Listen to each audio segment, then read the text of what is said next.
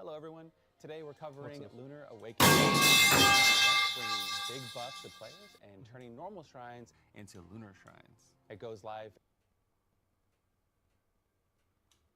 Oh, we're fucked. Oh, we're fucked. Oh boy. February 6th through the 20th, and can grant bonuses to player experience points, movement speed, prolific speed, and of course, rewards. My name is Bloodshed, and we're back with Marcus. Hey Marcus, how you doing? Hey Ruben, doing great. Excited to talk about Lunar Awakening. Great to have you. We also have a special guest with us today for Q&A, Christabel Ormiston, who's the Diablo 4 product manager. Welcome aboard. Yeah, thanks guys for having me. Yeah, thanks for joining. Well, everyone knows by now I like to dive right into these topics. So, Lunar Awakening is a limited time event that powers up existing shrines in the game.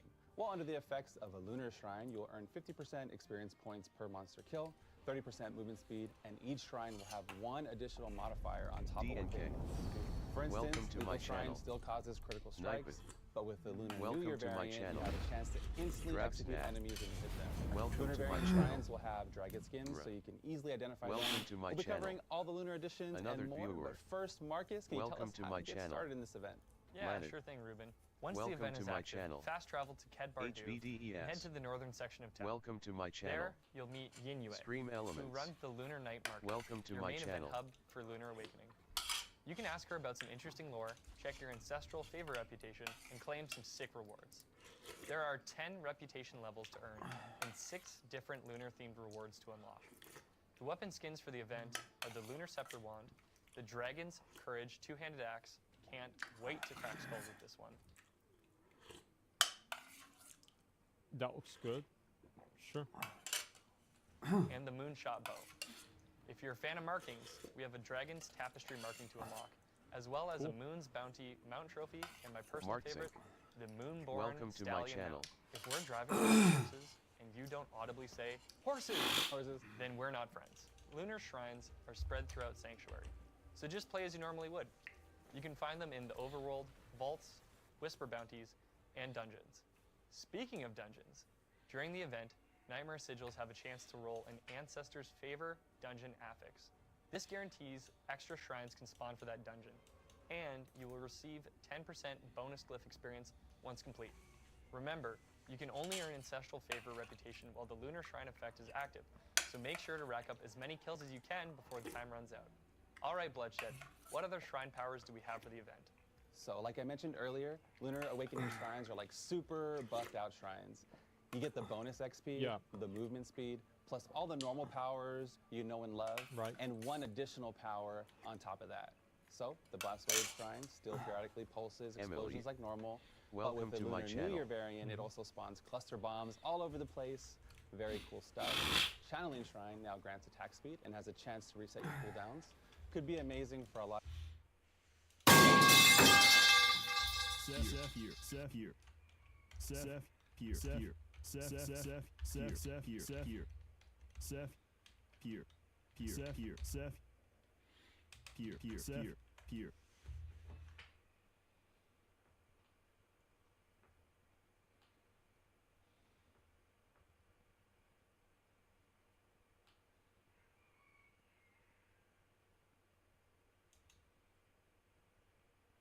Yo guys, what is up? Max in our Diablo 4 video, and today we're talking about a theory crafted build that I'm very excited to play in Season 2. Now, obviously, this is a theory crafted build, so I haven't gotten to play and test all of the things myself, but still 7 seconds, this can stack up to 3 times. With each you could put on, No.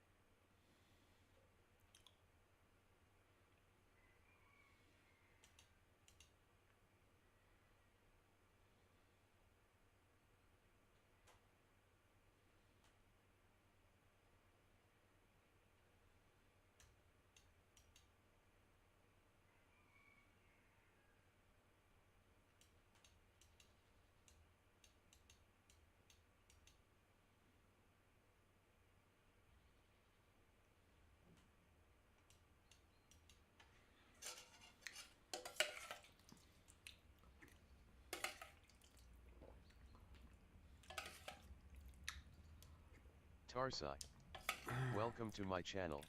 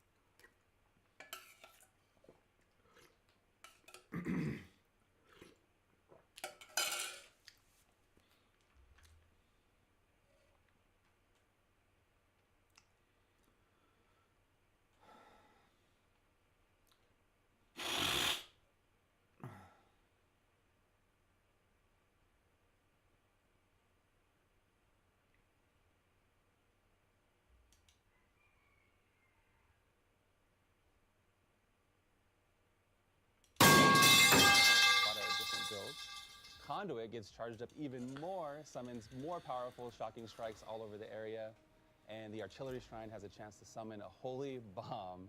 It's not looking really good for our demon buddies this season.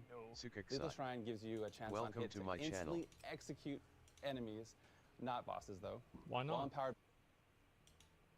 Why not? That'd be cool. by the Greed Shrine, it spawns a goblin at 25 and 50 kills. And lastly, the Protection Shrine now reflects incoming damage for the duration. This information should get you up and running for the event. That part is cool, that like it spawns goblins after you kill the shrine and you do a certain amount of kills. That part is cool, I like that. I think it's time for Q&A. What questions do you have for our guest? Okay, Christabel, do you have any tips and tricks for us? Maybe some helpful tips for leveling our new seasonal characters during the event? Yeah, so actually before we get into the tips and tricks, I wanted to highlight that this won't just be for seasonal characters. Drumroll will also be featuring this on the Eternal Realm. Ooh. So pretty exciting stuff. But yeah, to get into the tips and tricks, I think the first one would be around the Lunar Celebrant local event. So that will just consist of, Lunar Celebrant will be under attack, and the player will be offering a helping hand to keep the celebrations going, your kind of classic Diablo monster defense stuff. If you're able to complete the mastery objective for this one, then you'll also spawn an additional bonus frenzy wave of monsters to prolong your killing spree. So the short version of the story is that it's way more efficient to go after the local event than just doing a normal shrine.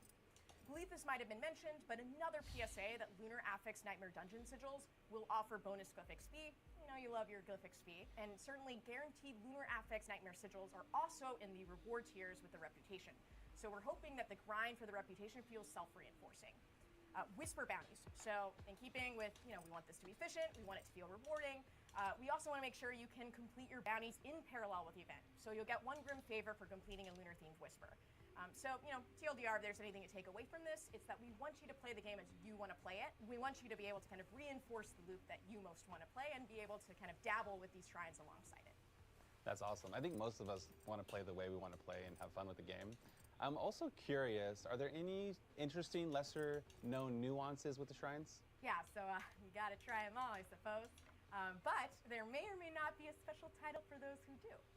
But to give a few other tidbits here, so the Protection Shrine, the reflection damage scales with level and world tier. Channeling Shrine, a little less flashy, but because of the instant cooldowns, you can spam abilities way more frequently, so it can be really useful in specific contexts. Lethal Shrine, so in addition to execution, monsters will be fleeing in fear from you, which is a really cool moment and, really... It's fucking annoying, because then it's harder to get them together. I fucking hate that. That's the worst thing to have happen. The sadism. My personal favorite, because everyone loves goblins, I love goblins, is the Greed Shrine.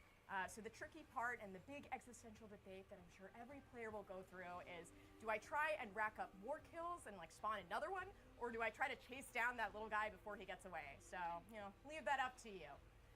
30% movement speed bonuses, so, you know, you get to do all of this even more quickly and maybe even faster than I can talk. I will definitely try to slay the demons as fast as you can talk. If I'm doing that, then I'm doing something right. So personally, I'd like to wait and pop a shrine until I have a good pocket of monster density nearby. Is that something that was considered during development? Yeah, 100%. So monster density and providing players the opportunity to immediately use the shrine bonuses was a key pillar of the event. So these miserly spirits will spawn whenever you activate a lunar shrine, and that way you can actually take advantage of bonuses you receive right away. And as mentioned earlier, they're also a bonus part of the local event mastery objective. So again, I guess that's really good. Want players to just have a lot of fun with this, and like that part's good. It's like the bracers in Diablo 3. Getting a bunch of monsters really quickly Nemesis, is the I vibe think. I'd be looking for, and that's the vibe we're going for. Hey, that's a good vibe to be a part of. We learned earlier that Nightmare Sigils can roll with an ancestor's favorite affix. Can you just stockpile these for after the event, like similar to what we did with Midwinter Brews? Yeah, so I'm glad you brought up Midwinter Blight. So actually, Gillian's Brew was really popular for that event, and so the short answer is that even after this event has finished, the bonus glyph XP will still remain on all the crafted Nightmare Dungeon sigils that had it. So we really just want rewards to persist as much as possible. We also know that if you're not playing in a higher level character at this point in the season, then this might not be as relevant for you. So, you know, we hope you can hang on to them for when you're ready to grind out the event, or if one of your Eternal characters wants to partake, you can do it that way as well. So, you know, go ahead and stockpile for Doomsday, and just want to say to the players, you know, thank you so much for bringing back Midwinter Blight. We've been, you know, working hard to try to incorporate those, and hopefully you'll be able to enjoy the faster progression, better efficiency, and all of the fun stuff that Shrines have to offer. Big shout out to Christabel for answering all of our questions today. Well, that just about does it. I don't really want to drag on any longer. We'll see you on Sanctuary. Name's Ying Yue. I'm here for the show, and from the look of it, so are you.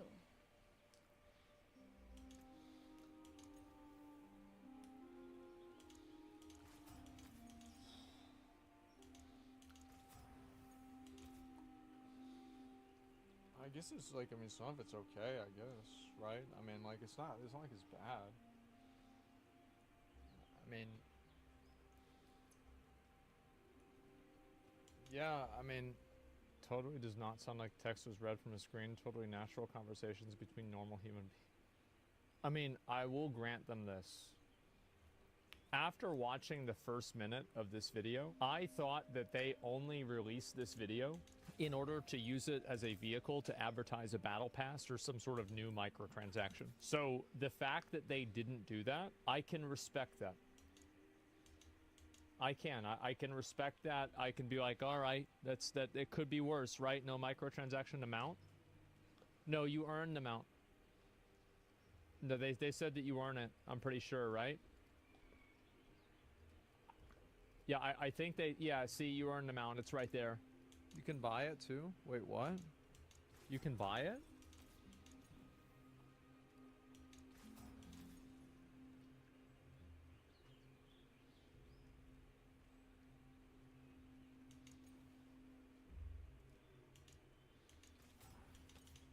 No, it doesn't say that. Yeah, I mean, this is cool. I mean, I don't know, like, this horse, I mean, I'm gonna be real, like, I think this armor looks really cool. Like, whoever designed this is nice. The horse looks really good, too. Like, I like this. Wait, it's paid? Wait, what? Lunar Awakening themed garments will also be available in Tenjal's shop.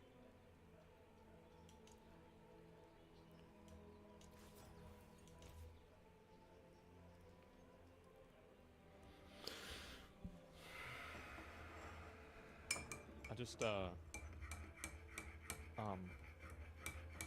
is what it is, right? I mean, it is what it is. I just, like, I'm not trying to, like, I just, you know, there's like a fucking, you know what I mean?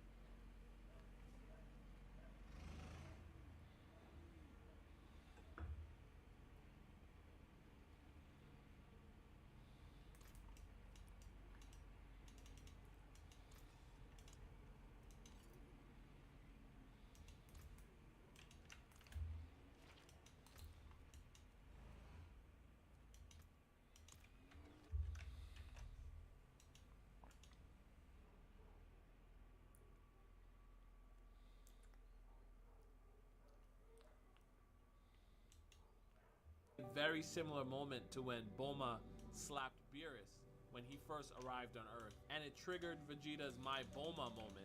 And I wonder if this scene served as an inspiration for that moment in the Dragon Ball Super anime. But let's continue. With this, Vegeta is pissed. He says, all right, he's accepting the newcomer's challenge. And the three of them fly away from the city to start this fight. Up on Kami's lookout, Piccolo is monitoring the entire situation. He says, I sense intense malice from that stranger. Mr. Popo then asks, what do we do, Piccolo? Piccolo responds, watch for now. Vegeta is the strongest of us besides Son Goku. Will only get in his way. As they trail Vegeta, the wife says to the Mystery Saiyan, a family, huh? Can't say I was expecting that. And he tried to protect them. Maybe he's changed. The Mystery Saiyan responds, it doesn't matter. His sins are etched into history, and he's going to pay for what he's done, if it's the last thing I do. This panel is exactly what I was talking about earlier, where even if Vegeta has changed, that change doesn't wash away the things he's done. And that's in part why this story, or another one like it, is so crucial to his development. The three Saiyans arrive at a location they find suitable for the fight. Vegeta says, before we start this, tell me your names. I'm not going to keep calling you the black-tailed brat. The two Mystery Saiyans are shocked that Vegeta wants to know their names. He remembers a young version of himself speaking to Vegeta. He says, with all due respect, sir, I know this is your first mission with us, but shouldn't you at least try to learn the names of your squad mates? Vegeta responds, why should I? Is this some kind of joke? He says to Vegeta. You would threaten my family in front of me and then question my veracity? Replied Vegeta. Rigor, says the Mystery Saiyan. And this, pointing to his wife, is Sapari. The two Saiyans face off, and then they both assume their respective battle stance. Vegeta says to Rigor, I should warn you, I'm much stronger than the last time we met. Rigor responds, last time you defeated an unskilled child. We are no longer children. Hold nothing back. When I crush you, I want you to know there was nothing you could have done to survive. Hold nothing back? This is a request you'll regret, says Vegeta with a smirk. He then powers up and immediately goes into Super Saiyan 4. Rigor is clearly shocked. What in the, says Sapari. Vegeta responds, you're not the first to react that way to my power, but it's too late. Surrender. And then Rigor says, is that your best? Then allow me to reciprocate. No, you can't, said Sapari to him. You can't do that again. It'll kill you. Don't fret. I won't need it. Tell me, what's his unit rating? Sapari checks her scouter and says, no way. 20 million Tani. 20 million, respond Rigor. Then, this state will more than suffice.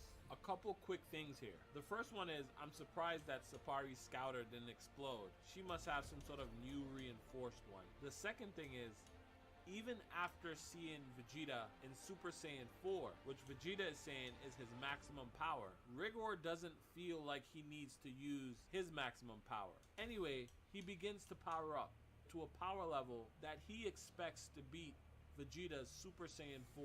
Rigor begins to unleash his power, and even Vegeta, in his Super Saiyan 4 transformation, is taken back. Still on Kami's lookout, Piccolo is visibly shaken and says, oh no. Rigor begins to yell, electricity exploding from his body. There is a powerful flash.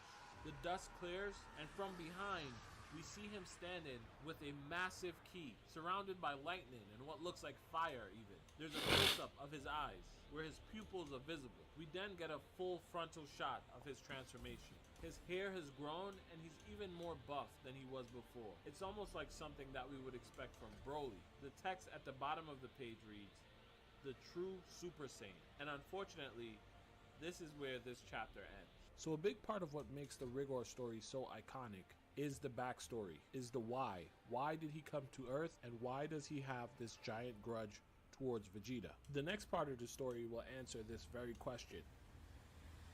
The story starts with the narrator giving us the current year, which is age 732.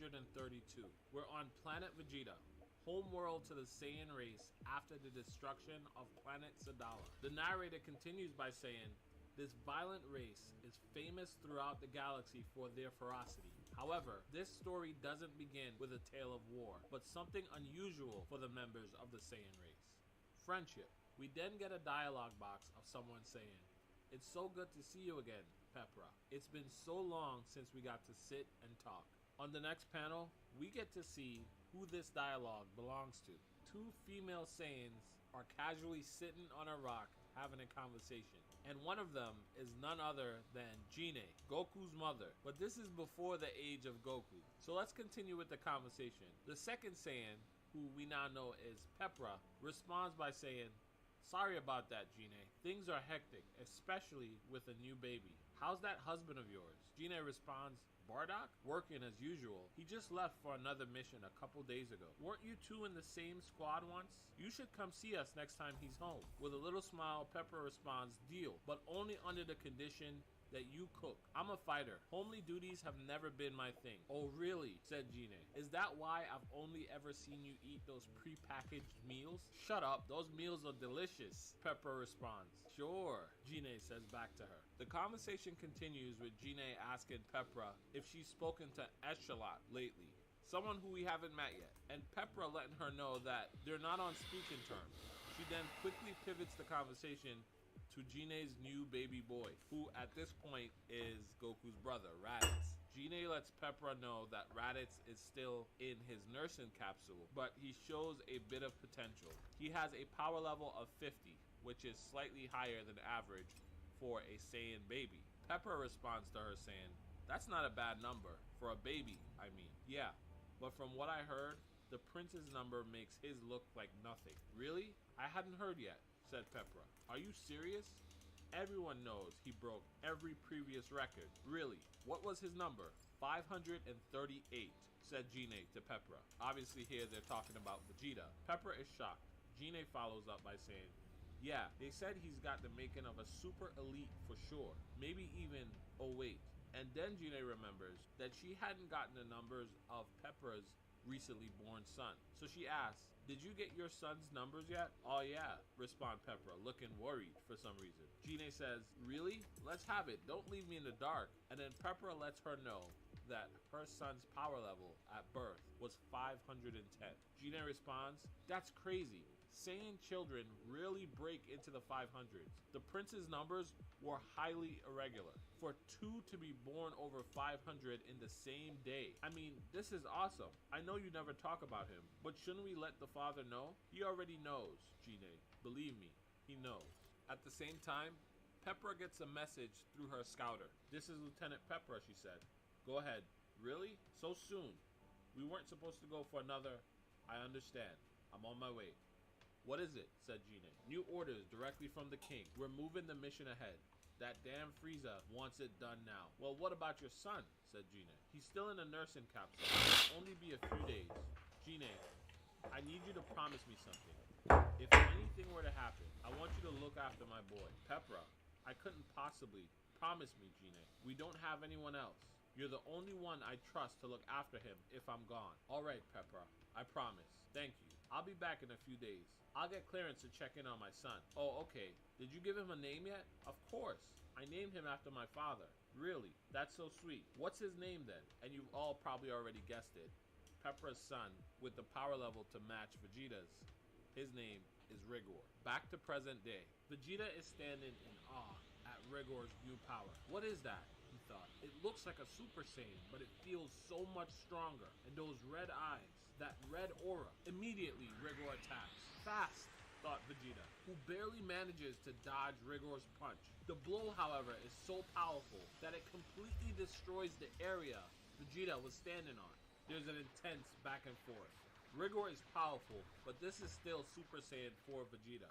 The two are too fast for even Sapari's eyes to follow. They eventually clash in a test of strength. Open palm versus open palm. And this is where Vegeta notices that physically, Rigor is just stronger. Rigor begins to overpower him. Vegeta leaps away. "What are you?" he says. Rigor's response, "Judgment." "Judgment? What for?"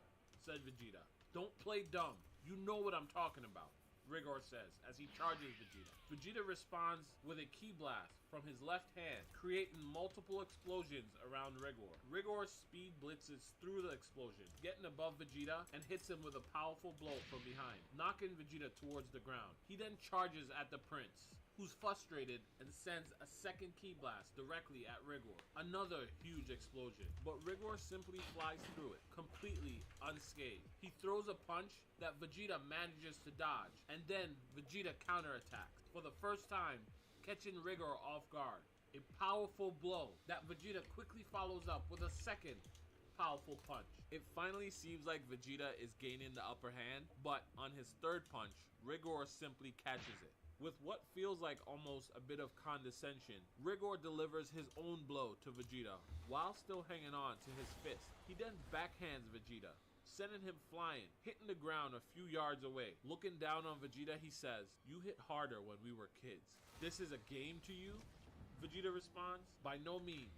Didn't I tell you I wanted you to know nothing you did would matter? Give me your best shot," said Rigor. "You want my best shot?" Vegeta yells. "Fine." He begins charging his ki, focusing it all in his right hand. "Let's see how you like this," Vegeta yells, sending his now iconic Final Shine attack towards Rigor. Rigor begins to yell and then simply kicks Vegeta's attack. Alright, we have to stop here for a second because this is insane. Vegeta's Final Shine attack isn't just any old regular attack. This is his finisher. This is the upgraded version of his Final Flash attack, which in itself is a finisher. So this is the finisher of finishers, and it's even more powerful when he's in his Super Saiyan 4 form. His ultimate attack, and Rigor simply deflects it. This is crazy, but let's continue. "Impossible," said Vegeta, in disbelief. Piccolo and Mr. Popo, who are still observing the fight from Kami's lookout, cannot believe what just happened. "This isn't good," said Mr. Popo. "Popo, hail the Kaioshin. Son Goku must know about this," said Piccolo, as Mr. Popo runs off to contact Goku. Sensing the battle, Goten breaks into cold sweat. The same happens to Trunks, who is with his girlfriend. She asks, "What's the matter, Trunks?" He responds, "It's hard to explain, Emmy." Back on the battlefield, Vegeta has lost his aura, putting most of his energy into that attack. Rigor simply stands there, an immovable wall, looking at Vegeta. "How does it feel, Vegeta?" he said. "How does it feel to face a future you cannot change? A fate you cannot outrun? How does it feel to know that for all your touted might, you are completely, utterly powerless? I've borne that very weight for decades, haunted by your cruelty, tormented endlessly by what you've done. So much so that I can never sleep without the vision. I can't remember the last time I slept through the night." Off to the side, Sapari is moved by Rigor's words. He continues, "You really don't remember, do you?" Then he begins looking at his left hand. This turns into a memory of him looking at the same hand when he was much younger, covered with blood and bruises. On the next panel, we see him as a child, banging on the glass of a Saiyan capsule with the text, "I suppose I shouldn't be surprised. After all, how many lives have you snuffed out without a second thought?" Rigor is in tears, and it looks like he's being protected by someone. "How would her death be any different?" he said, as a bloody, beaten Saiyan stands in front of him, surrounded by the silhouettes of her attackers. "Her who?" asked Vegeta. Still looking at his hand, Rigor responds, "Decades ago, I made a promise to a life that you destroyed." On the next page, we see a furious Rigor with an image of his mother, Pepra, in the background. The story continues with Vegeta still being confused about what exactly he did to Rigor. Vegeta says, "A life that I destroyed," and then Rigor begins his story. He says, "It was a year after what happened on planet Palm. My mother was an elite Saiyan. She worked under your father, King Vegeta. Sapari, who is Rigor's wife, lived with us at the time. I was in the infirmary healing a broken arm. My mother had left for a mission of her own after I went in, but Sapari was there to meet me after I came out. We headed for home, only stopping long enough to see Mother's friend along the way." By the way, this is Jine, Goku's mom. That's the friend. "But when we got home, I knew something was wrong, and I was right. A Saiyan warrior was there, waiting for us. He was so strong, I tried to fight back, but couldn't defend myself against him. But then, he hit Sapari, and I saw red. I don't know how, but Sapari told me I killed him in a single blow. I was hurt, but we were alive.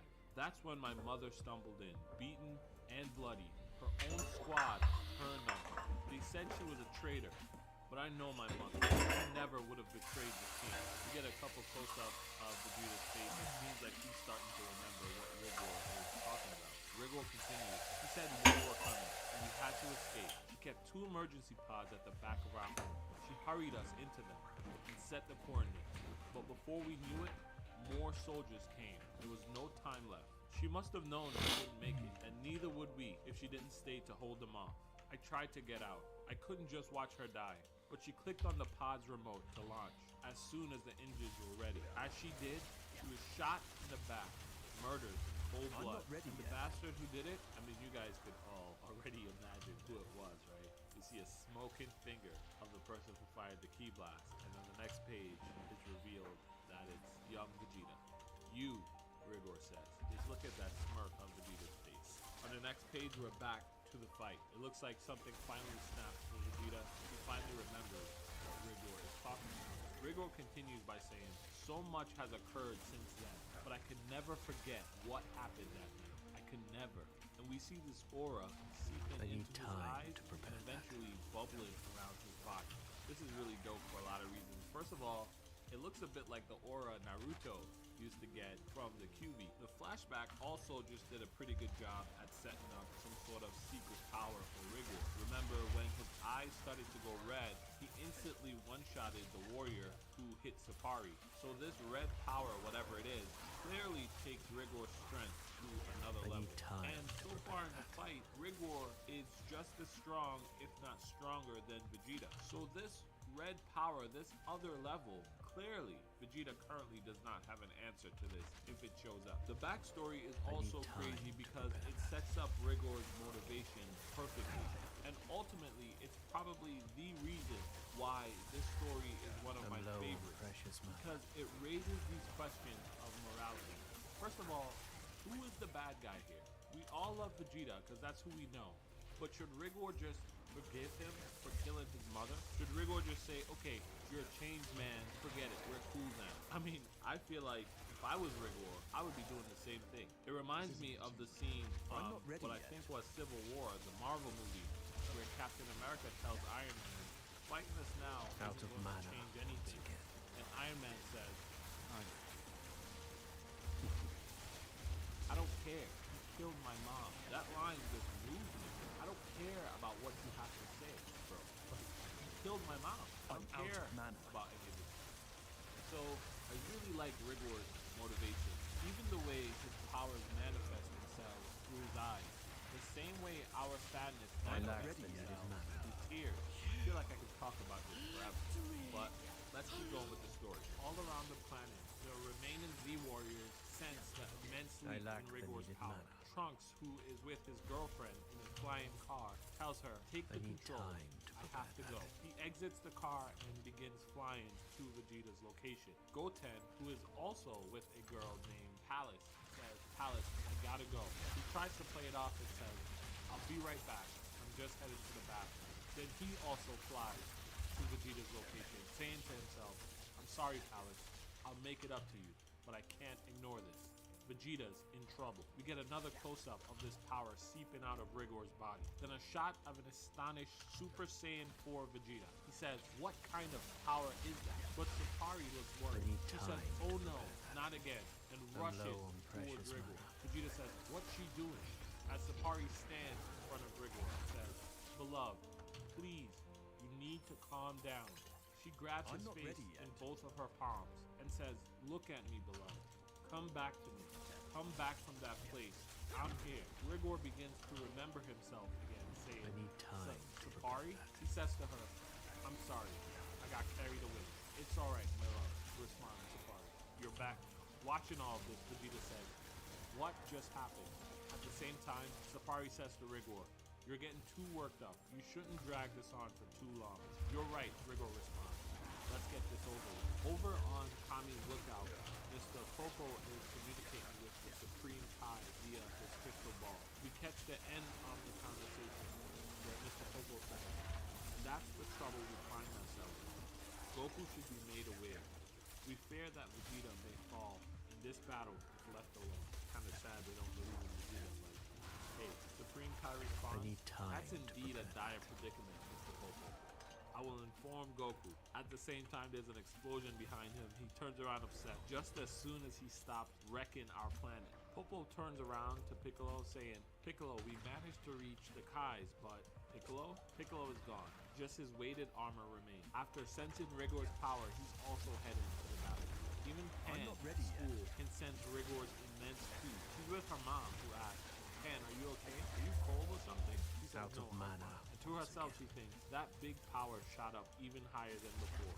I want to go help, but I'll just be in the way like last time. Let me just say, I really like the approach to Pan in a lot of these stories. She's way more mature than she was in GT. Anyway, let's keep going. Back to the fight. Rigor is thrashing Vegeta. He stands above him and says, you know, it's hard to imagine as I stand here now that at one time you seemed like darkness incarnate to me. I thought those words you spoke on Planet Palm would always hold true, that I could never catch up to you, the Prince. I'm not It ready would yet. seem my hatred has been a powerful motivator. Vegeta looks up at him furious. Rigor continues, now you can join your black-hearted father in the afterlife, and my mother's soul can finally rest.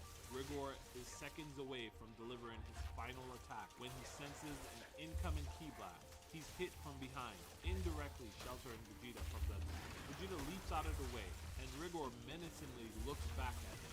Next to Vegeta, Piccolo lands. I need Sakari time says, to prepare where did he come from? There was no reading on the scope. This is pretty dope. It implies that Piccolo is a lot stronger than we remember him. But Rigor didn't seem to care much. He looks at Piccolo and says, what is this?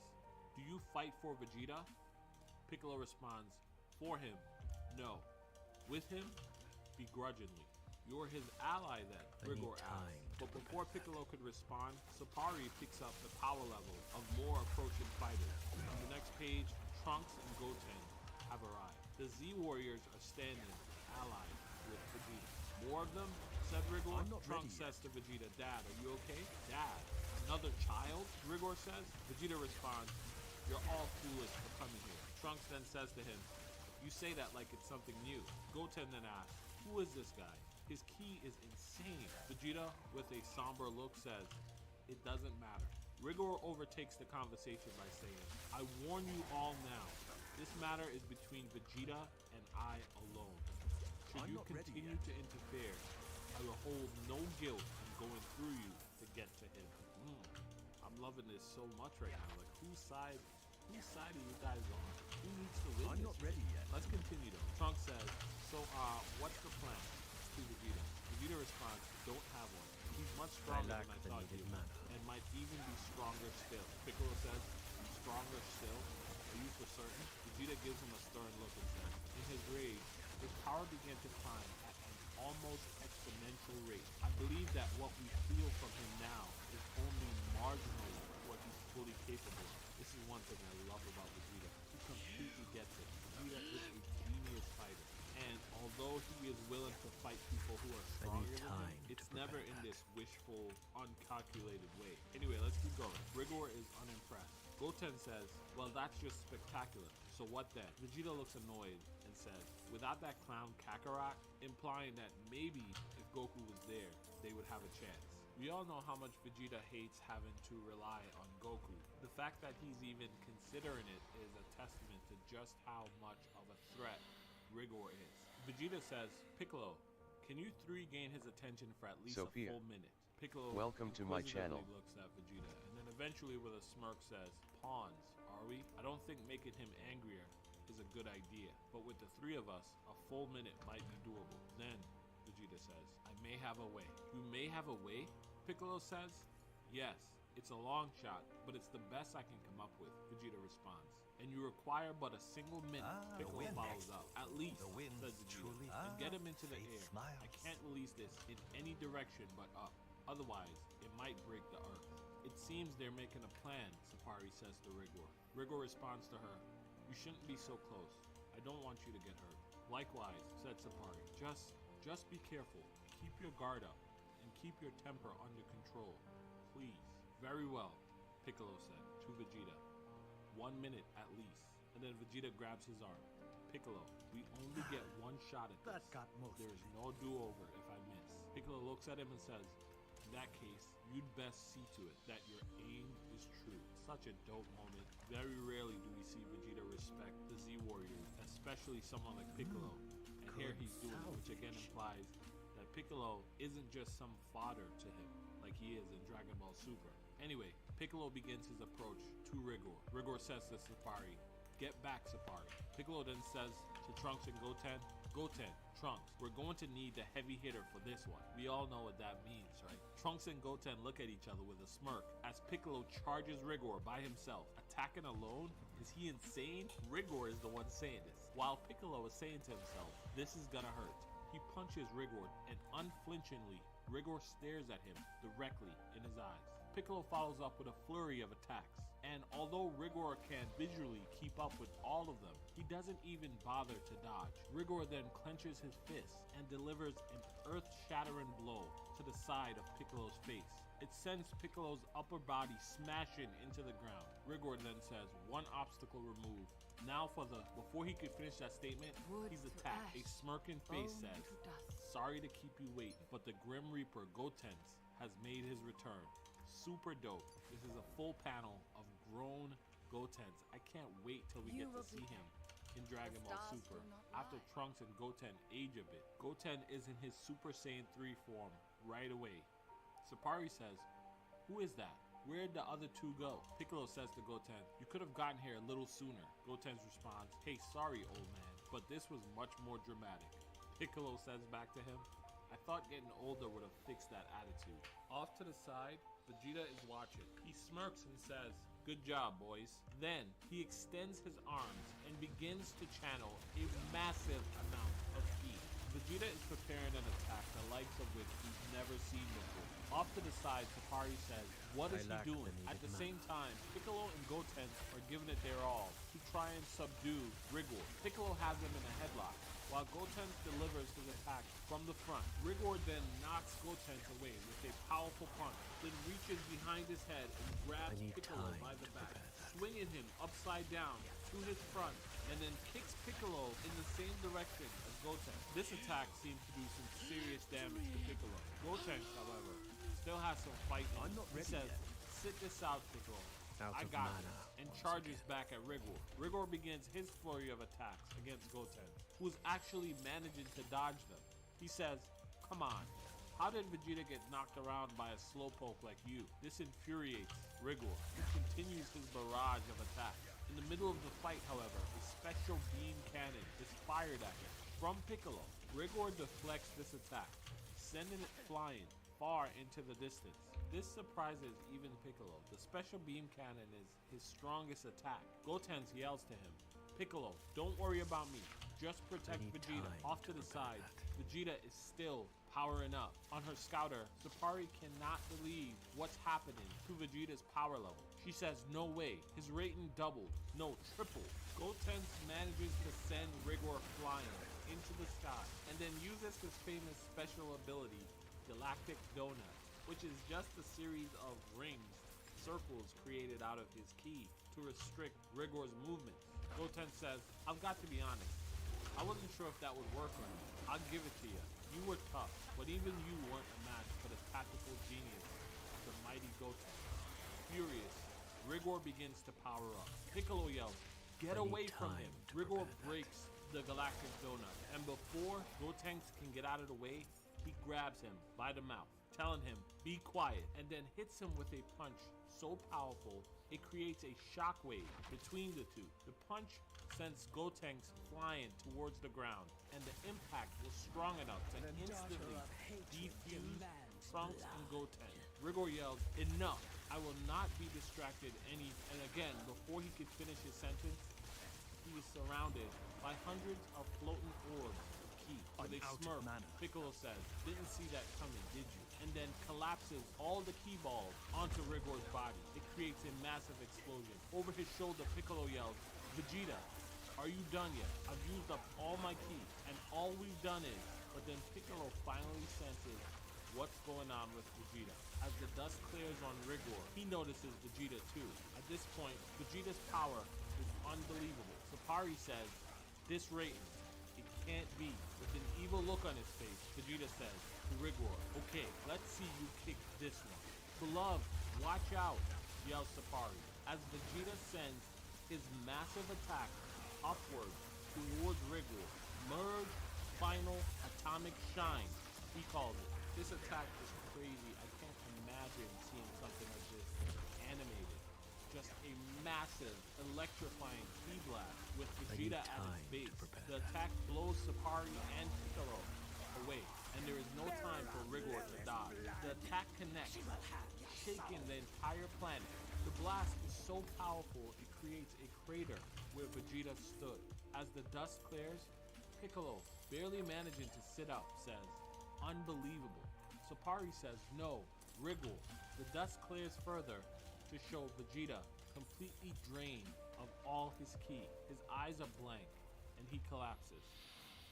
Such strength. Piccolo is amazed by what he just saw. He's so beaten up, he says, hard to sense anything right now, but I don't feel any ki. Damn it, says Sapari. Work, Feel you mercy. stupid thing. Talking about Welcome the to my scouter. channel. Please, she says, don't be dead. Standing at the brink of the crater, Piccolo says, I can barely see the bottom. And then he hears a voice. Piccolo! Behind him, Trunks and Goten are coming to their feet. Ow, my head, says Goten. You two did well, said Piccolo with a smile. Hey, where's Vegeta? Goten asked. It may be a false hope, but it would appear he succeeded. Piccolo responds. Go bring him up. I doubt he can move himself, Piccolo said to the two boys, as they both jump into the crater to retrieve Vegeta. But then, Piccolo begins to sense something behind him. Before we find out what that is, the story flashes over to the Ryushin realm, where for the first time, we learn what's going on with Goku, Gohan, and Oob.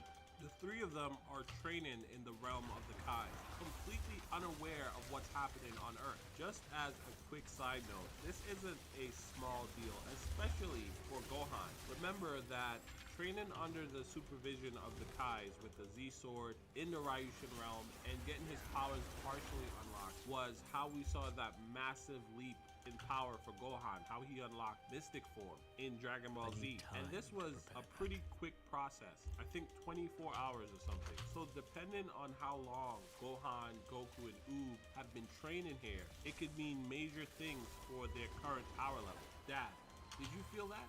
Said Gohan to Goku. Goku responds, yeah, a massive power coming from Earth. Oob says, maybe Vegeta's getting a little too into his training. Goku responds, I don't think so. Something doesn't feel right.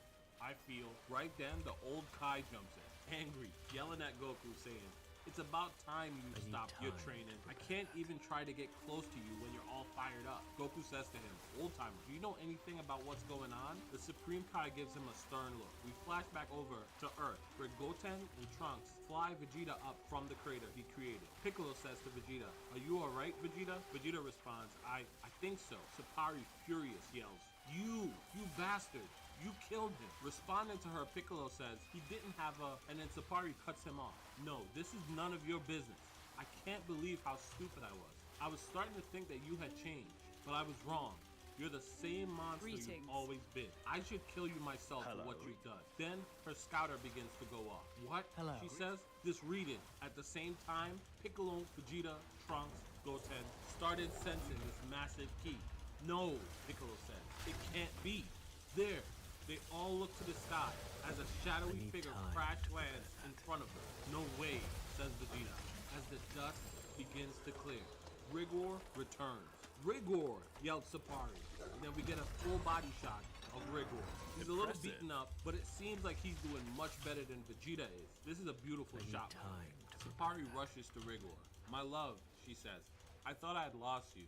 Rigor responds, I'm sorry I worried you. Then he gives the Z Warriors a cold look. Settling his eyes on Vegeta, he says, even I thought you got me with that one. Only my master has ever hit me hard enough to force me into my assault form. Now I really want to know who his master was. Anyway, he continues, in that regard, Vegeta, you have my respect. At the same time, in the Ryushin realm, Goku is suiting up. He puts on his normal gi and says, let's go. Back on Earth, Rigor approaches the Z Warriors. They're all pretty beaten up and will likely not survive a full attack from Rigor, especially Vegeta and Piccolo. So as Rigor approaches, Trunks attempts to cut him off. And this is a beautiful shot. Rigor isn't actually this much bigger than Trunks, but the shot symbolizes the difference in power. I remember the Anime Kingdom used to do this a lot, where they drew more powerful people slightly bigger, and it just really set the tone of the scene. I think this idea is super dope. Anyway, Vegeta yells, "Trunks," knowing that an attack from Rigor at this point will kill Trunks.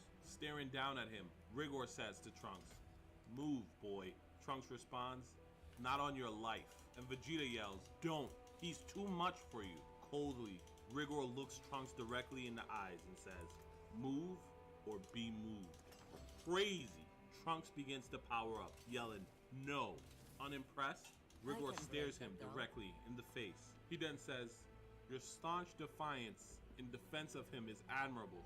You remind me of my son, but this is your choice." I gotta find out more about Rigor. I gotta meet his family, his son, his mentor. I mean, this is all pretty crazy stuff. Anyway, he continues with a kill shot. A punch aimed directly at Trunks' face. The punch connects, but everyone is shocked. In the next panel, we see why. Someone grabs the punch, and then we get this beautiful shot from Rigor's perspective. It's Goku, Gohan, and Oob. They've arrived.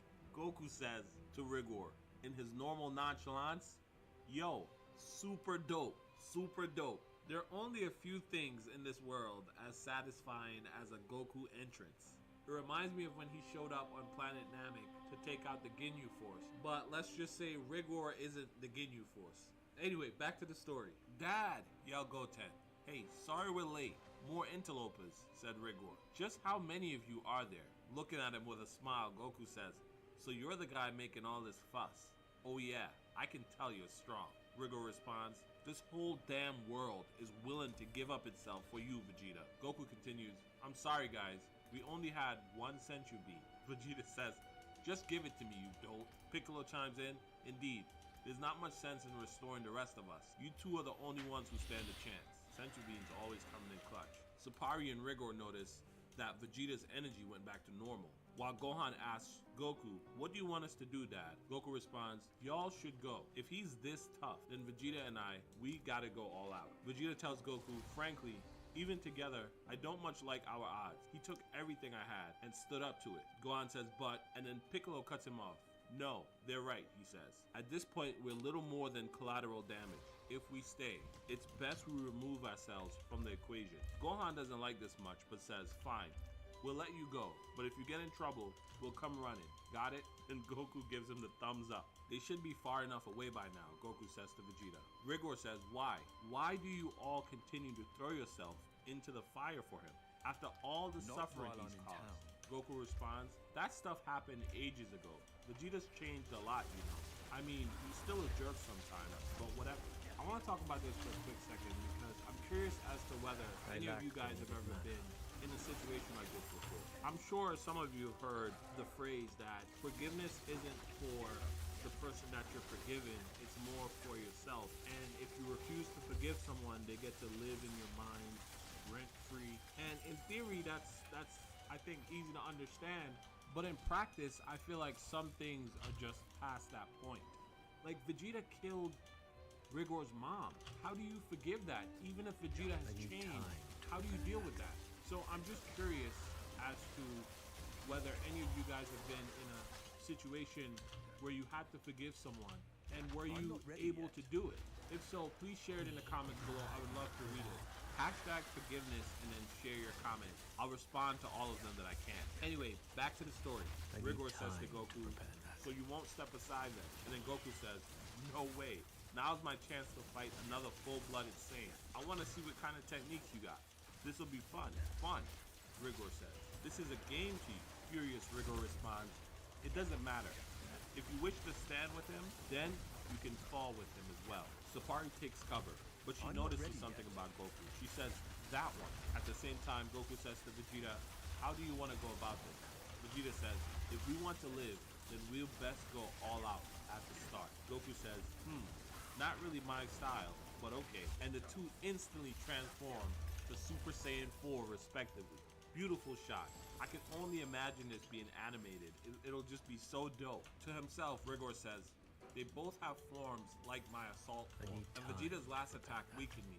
Against 2, my battle form might not be enough, and he also begins to power up. Full body shot. For the first time, we get to see that what Rigor is calling his assault form is his own unique Super Saiyan 4 transformation. Goku and Vegeta are both surprised by this. Some distance away, Gohan and Piccolo can sense Rigor's transformation. All 3 Saiyans charge each other, and the battle begins. The story continues with Vegeta being the first to reach Rigor. They are inches away from what looks like would be a collision of fists. Rigor, however, outspeeds Vegeta, ducking his fist below Vegeta's and instead delivering a powerful right-handed jab to Vegeta's midsection. The blow sends Vegeta flying, his body crashing into a pile of rocks not too far away. Instantly, however, before Rigor could recover, Vegeta is replaced by Goku, who attacks Rigor with a flying drop kick. Milliseconds before the kick connects, Rigor speed blitzes Goku, causing Goku's kick to connect with an after image. Rigor follows up with a right-handed jab, which Goku manages to deflect, but the impact of the deflection is so powerful, it sends a wave of power across the ground. And then, before he can react, another right-handed jab. This time, it connects directly to the side of Goku's face, sending him flying, crashing right next to Vegeta. Ow, Goku says. Focus, you idiot, Vegeta says to him. They both charge Rigor at the same time. And what follows is a beautiful double count of a flurry of attacks from Goku and Vegeta. Kicks and punches, all being caught or deflected by Rigor. On the next panel, Trunks, Goten, Piccolo, and Gohan, who are now a few miles away from the battle, still sense the fight. Oob says, unreal. Gohan says, I can't believe we can feel the pressure from here. Back to the fight. Both Goku and Vegeta are being overwhelmed. Vegeta says, damn, he's so much stronger than before. Too strong. Then Goku notices something. He says, no, look, we're on the losing end, but look at him. He's burning through his stamina way faster than we are. You're right, Vegeta said. Goku continues, we just need to press him. Don't give him a chance to catch his breath. If we can wear him down, we might stand a chance. As if he heard them, Rigor charged them both, starting his own attack.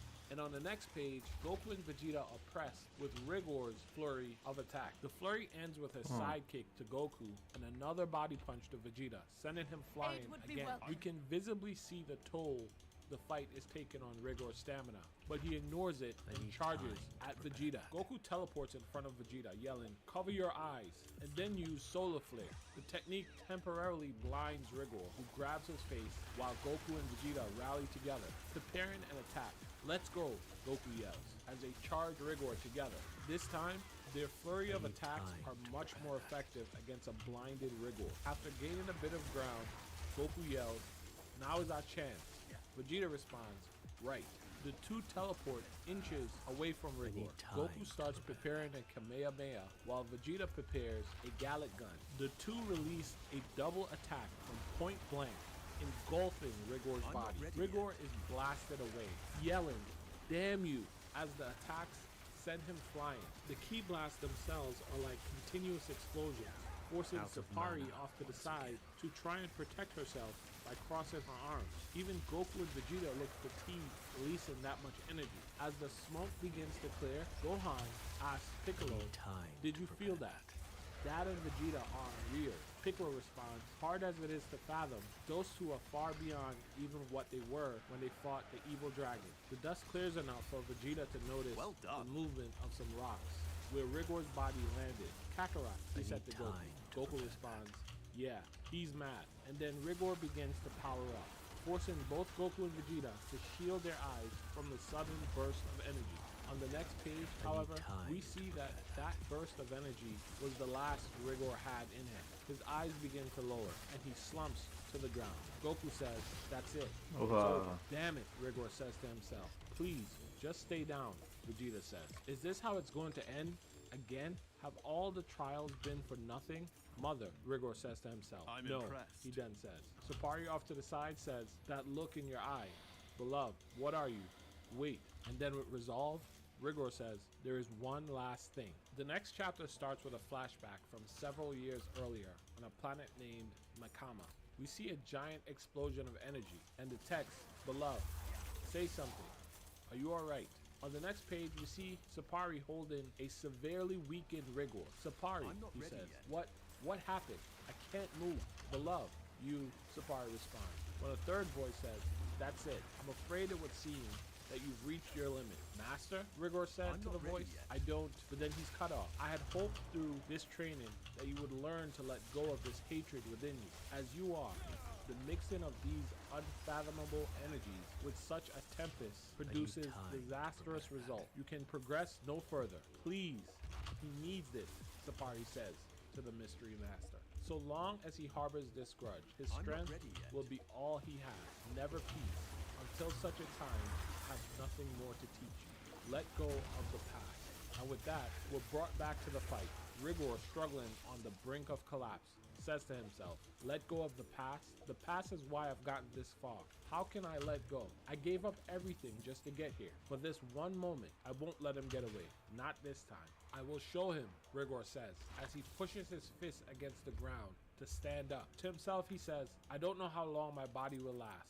The last time nearly killed me, but with it, I can end him for certain. Rigor then begins to power up. Goku goes, that again, what's he up to? Vegeta says, nothing good. Sapari off to the side, shocked, says, he can't be doing it. Screaming, Rigor begins to let out this hidden power. It seems to morph the very air around him with what looks like almost black flame. No, Sapari yells. Some distance away, Gohan and Piccolo notice Rigor's energy extended into the sky, changing the patterns of the clouds. What in the world is happening? Gohan says. Piccolo responds, a violent, raging tempest of ki. It almost feels like what? Trunks asks. A god. Gohan looks at Piccolo, shocked. This is really interesting because so far, the Rigor story has been following what happened after Dragon Ball GT. But with the Dragon Ball timeline as a whole, technically, Dragon Ball Super and Goku becoming a god, Ultra Instinct, etc. would happen before GT. So in this story, Goku becomes a god like he did in Dragon Ball Super, but he also attains Super Saiyan 4 like he did in Dragon Ball GT.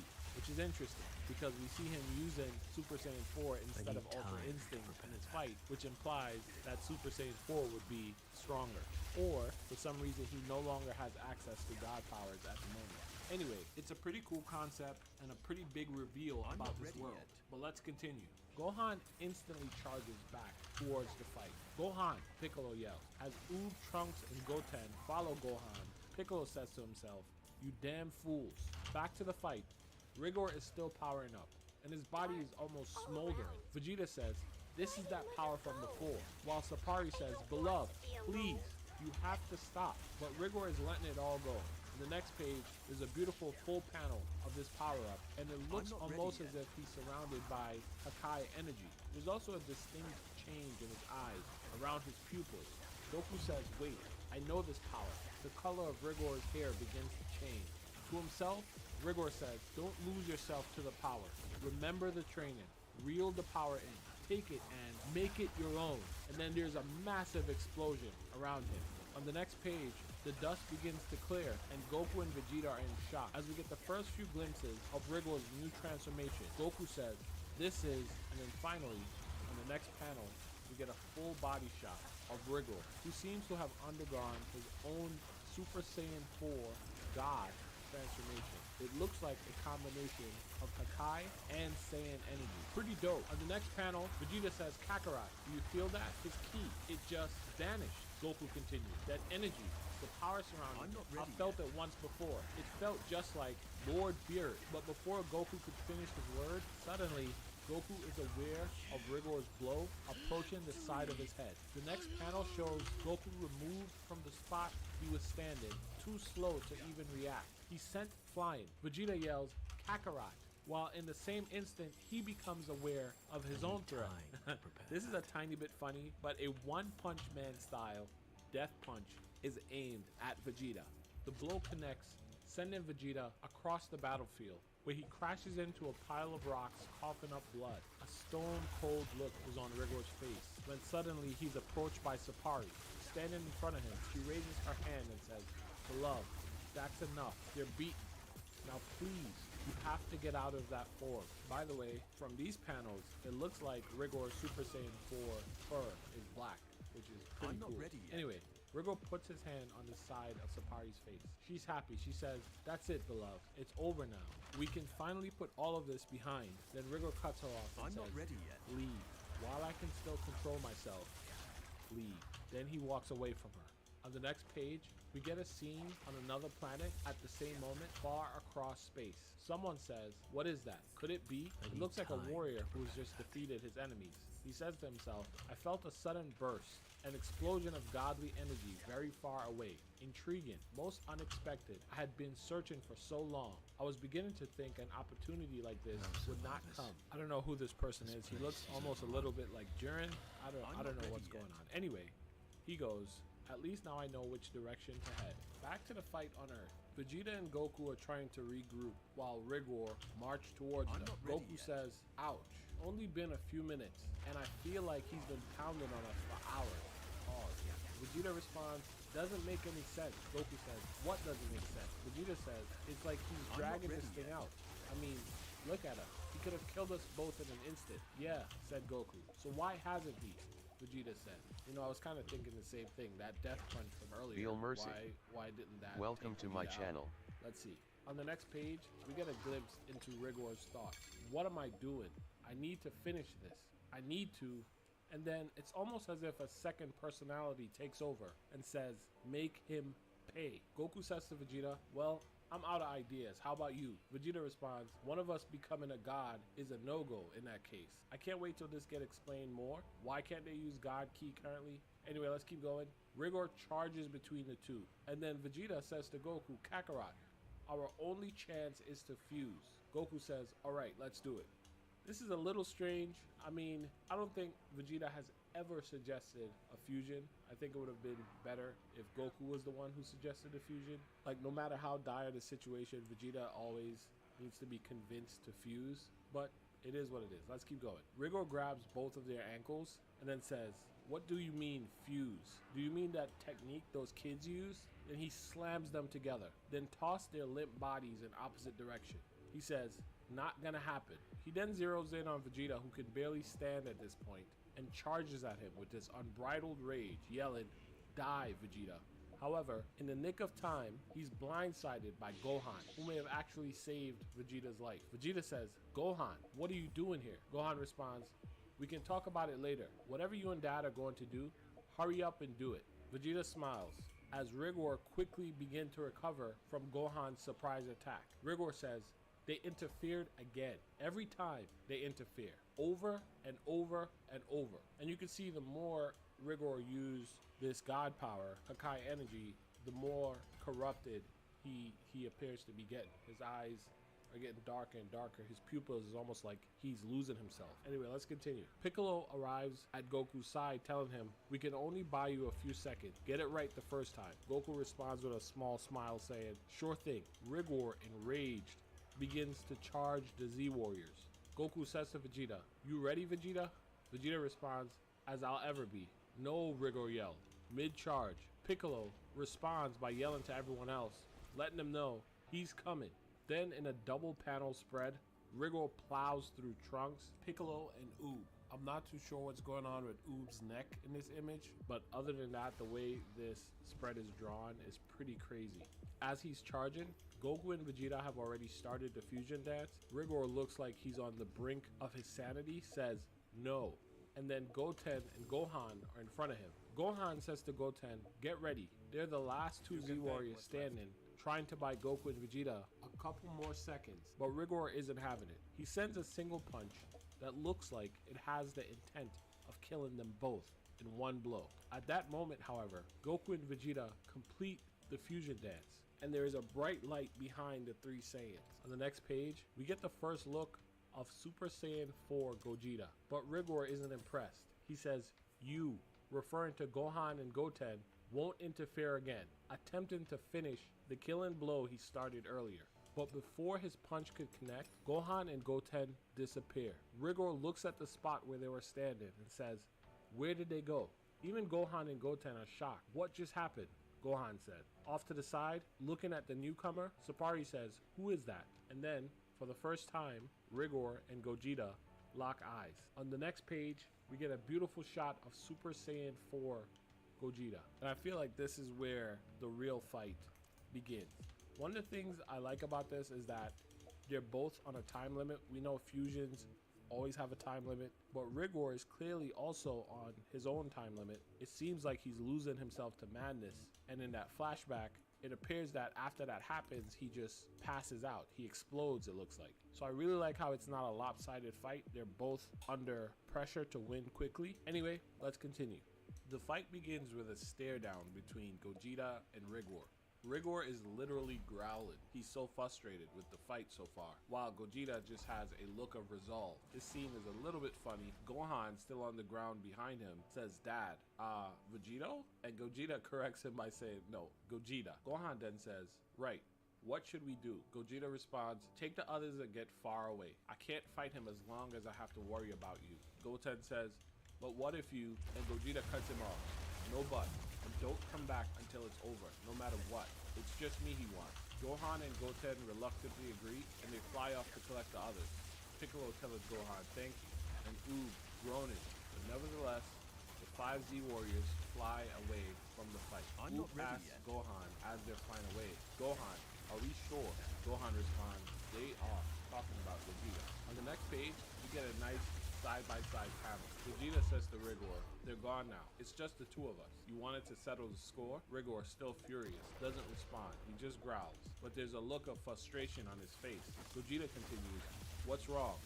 It can't be that you're afraid." Vegeta is doing a little bit of smack talking. This is one thing I do like about the fusions, by the way, how confident they are. Anyway, hearing this ticks Rigor off even more. Vegeta continues, "You were high and mighty when you were the strongest. Are you afraid you'll fail?"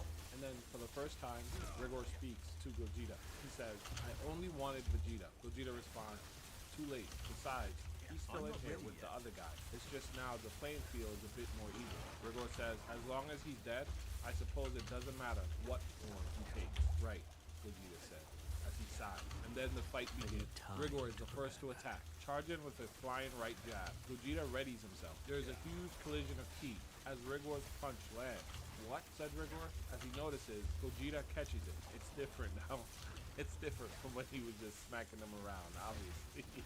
Rigor throws another punch, and Gogeta catches that one too, even though it's powerful enough to make them the epicenter of a giant explosion of ki and sound. They aren't even trading blows yet. Gogeta just stopped a couple of Rigor's punches, but the battlefield around them is being destroyed. Sapari off to the side, protecting herself, says, "Impossible." The two warriors stand locked in place, Gogeta hanging on to both of Rigor's fists. I like this side-by-side panel, although Gogeta looks a lot more calm than Rigor. I think if nothing else, it feels as if Rigor's time limit is much closer to running out than Gogeta's is. But I feel like power-wise, Rigor can definitely keep up with Gogeta. Or we'll see. On the next page, Gogeta breaks the power struggle by pushing Rigor's arms to the side and moving to deliver his first attack of the fight. A strong right-hand punch. It connects, causing clear and solid damage to Rigor. And then, Gogeta begins a ruthless flurry of attacks, all of which appear to do significant damage to Rigor. I gotta say, this is the first time. This is a beautiful panel, by the way. This is the first time in the entire fight, really, where we've seen Rigor look like this. It kind of feels like it might be over for this man, right? Anyway, Gogeta then kicks Rigor into the sky. He follows up by teleporting behind him and hitting his body back towards the ground. Rigor crashes into the surface of the earth, creating an explosion of rock and dust, and clearly taking significant damage. Off to the side, Sapari is still observing the fight. Gogeta, who is still in the sky, looking down on Rigor, lands, while Rigor stumbles to his feet. Gogeta says to him, "Had enough?" Rigor then says, "No, not yet," and he begins to power up. The panel below shows a large amount of Hakai energy radiating out of Rigor's body, making his eyes even darker. He charges Gogeta again. Their fists collide with a double punch, creating a blinding burst of energy. And then the two begin zipping around the sky in one of those fight scenes that is too difficult for our eyes to follow. In the middle of the fight, Rigor says to himself, "Too fast, too strong, not enough. I need more.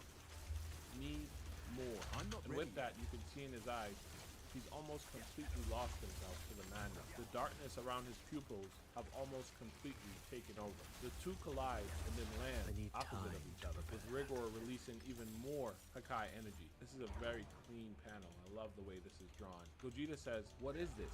Heat?" Sapari off to the side says, "Oh no." She knows what's coming. And then we get to see the right eye of Rigor, which is now completely engulfed in darkness. The story continues with the conversation between the Z Warriors who are flying away from the fight. Gohan, Piccolo, Oob, Trunks, and Goten. Oob asks Gohan, "Do you think they'll be okay?" Gohan responds, "Of course. They took down Omega Shenron in that form. They cannot." But before he can finish his thought, he senses what's going on the battlefield. Behind them, there is a loud explosion, releasing a wave of ki. Oob looks over his shoulder yelling, "What's going on back there?" Back to the fight, we get this beautiful double-page spread of this crazy fight. Rigor and Gogeta are in an all-out brawl.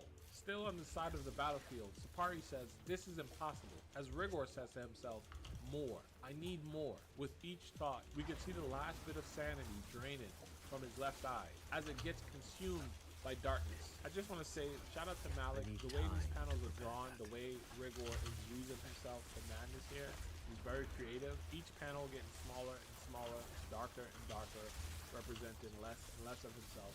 I think it's super creative. Lastly, somewhere in Rigor's mind space, he sees a picture of himself, Sapari, and get this, it looks like their child, their son, which means Vegeta is an uncle. This is crazy. It's heartwarming. But to himself, he remembers his teacher's word. As long as he harbors this grudge, his strength will be all he has. Never peace. And then the picture begins to burn. Need more, Rigor says to himself. With only a bit of sanity left in his left eye, you can see his power has significantly increased. Gogeta looks a lot more worried in their fight. One of Rigor's blows connects, sending Gogeta flying. Gogeta lands and begins to ready himself as Rigor stands staring at him. Still determined to end the fight quickly, Gogeta begins a Kamehameha. These panels are just so beautifully drawn. Rigor yells, "More," as Gogeta sends his ki blast that manages to connect in another beautiful double-page spread. This scene reminds me a bit of Jiren pushing back the Spirit Bomb, because Rigor catches the Kamehameha, standing his ground against Gogeta. Meanwhile, in his mind space, the image of himself, the image of his family, is beginning to completely disintegrate. He yells, "More," and rips Gogeta's Kamehameha apart. This is pretty dope. I've never seen this before in Dragon Ball. Even Gogeta is surprised. The move sends intense shockwaves across the battlefield, forcing everyone to protect themselves. And before Gogeta can send him, Rigor attacks, delivering a devastating right-handed blow to Gogeta's midsection. This is the first real big attack Rigor managed to land on Gogeta, and it sends him flying. However, Rigor seems to be almost completely lost at this point. He's still yelling, "More." Suddenly, Sapari appears in front of him. She is in tears. She says, "Beloved, I need you to stop fighting." Seeing this off to the side, Gogeta says, "What is she?" Sapari continues with tears running down her face. She says, "It's time to rest, beloved. Everything will be alright." Trying to remember who she is, Rigor says, Sapari, and then in his mind space, he remembers the words of his sensei. So long as he harbors this grudge, his strength will be all he has, never peace. And with that, Rigor completely loses himself to his madness. He sends a killing blow towards his wife, Sapari. And that, guys, for now, is where the story ends. I just want to say, this story is so beautiful, it's so well drawn, and it has so much potential. I love the new addition of God Ki to this universe. This is the first story I've seen that incorporates both the storyline of GT and Dragon Ball Super. There's so many mysteries right now, like why can't Goku use Ultra Instinct? Where is Beast Gohan? That aside, I'm still very curious to see how Malik ends up stitching it all together. I think Malik is on a break from creating these stories. I know they take a lot of time and effort, so make sure you show him some love. I'll leave a link in the description to his socials and to his website where you can read this manga for yourself. Tell him I said to #FinishRigor in the comments below if you made it this far in the story. Guys, that's it for me. I love you guys. Thank you for checking out this video. Have a great day. I will be talking to you again as soon as I can. Bye.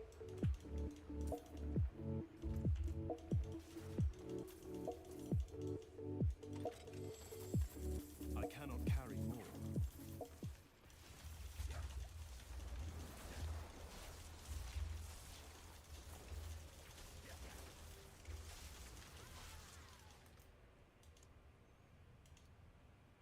Ето ти дот. Texas DZL. Welcome to my channel. There is your dot. Ah, la la la. Oh my god. Fucking dot.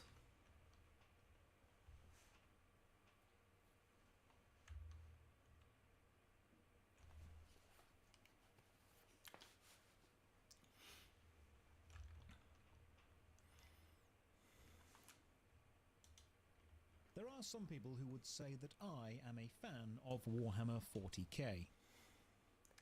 You don't say it. And those people are right.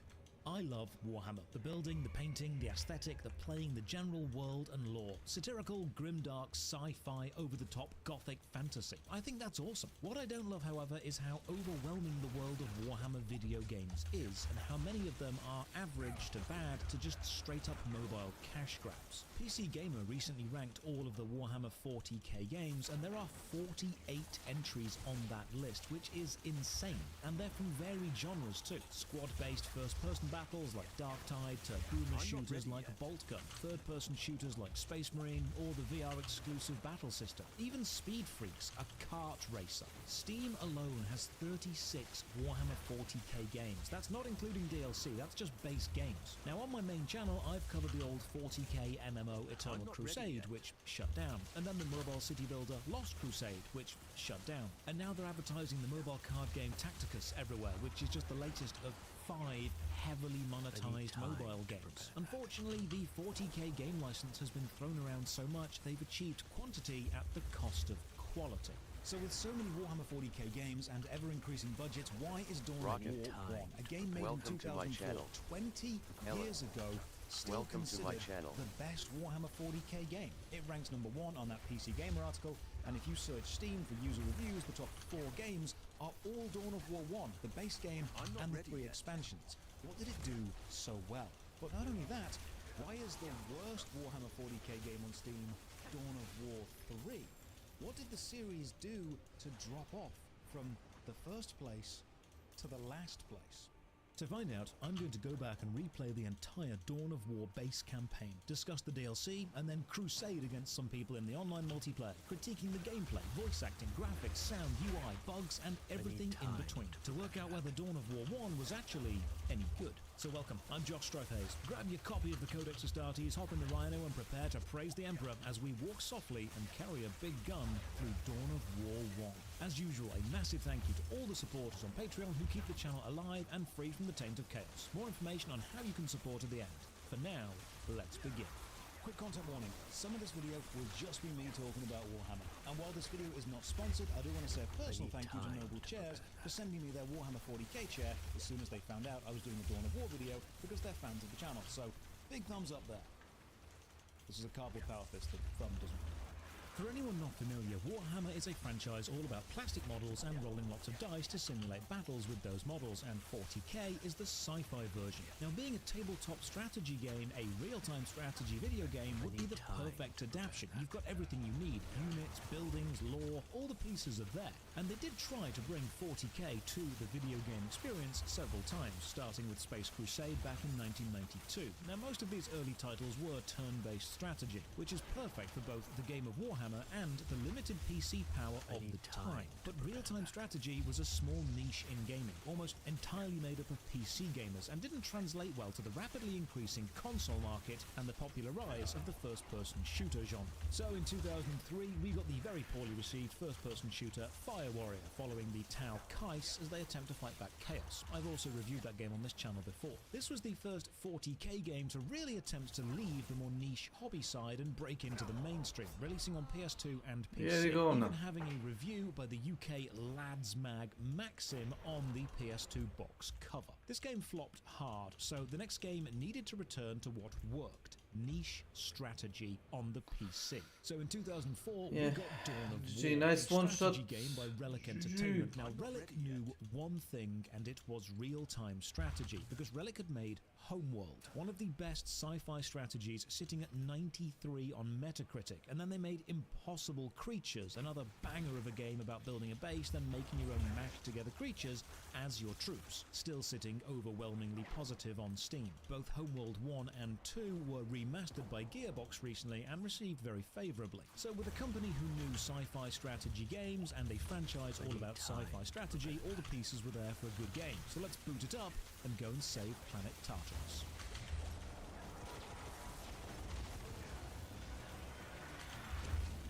Merenec.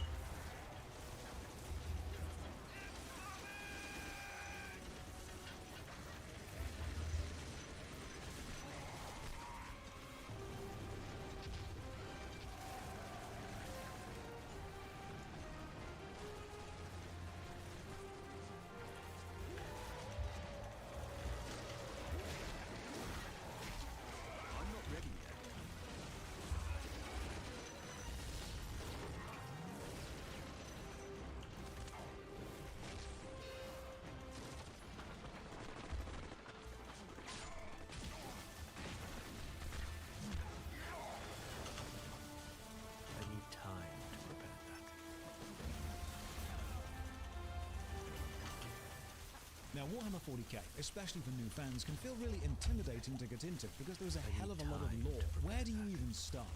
It's best not to think of Warhammer as a linear series of events that you need to understand, and more an overall setting that you can just plug cool fights into. A vibe, if you will. If you like over-the-top satirical sci-fi, you'll probably like Warhammer 40k. And if anyone ever tells you you're not a real fan unless you can name all the Primarchs and all the battles, report them to the Inquisition because they are wrong. In fact, Dawn of War 1 might be one of the best places to start, because not only is it relatively simple, it gets the vibe of what 40k is.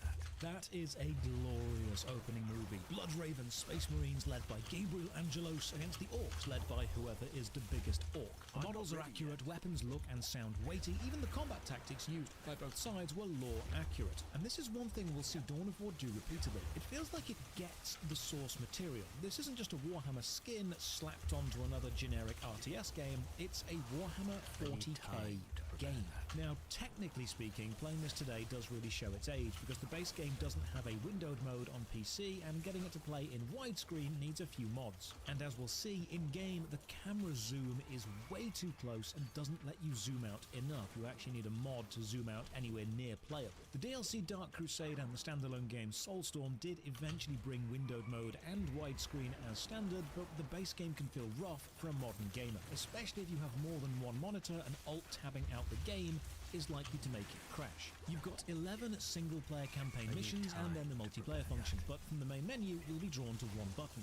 Army Painter. The Dawn of War 1 campaign follows the Blood Ravens, red and black space marines with off-white ceramic shoulder pads, and you can't change their colour in the campaign, but when you play multiplayer, you can customize your army's colour. The base game has Space Marines, Orcs, Eldar, and Chaos, with the DLC Winter Assault bringing the Imperial Guard, Dark Crusade bringing the Necrons and the Tau, and the expansion but also standalone game Soulstorm bringing the Sisters of Battle and the Dark Eldar. So with all DLCs in total, you've got 9 playable factions, and you can colour all of them individually. They're all relatively well balanced, except the Chaos who suck and the Sisters who are overpowered, which is remarkably accurate to the tabletop game of the time. The Army Painter lets you change the primary, secondary, accent and weapon colour, and the symbol you want displayed on the shoulder pads or the vehicles, and you can see how the scheme will look on both your basic infantry and a standard vehicle. My only real issue here is there's no manual logo painter. Armored Core, a game which came out in 1997 that I've also covered on this channel, let you design your own logo by painting pixel by pixel,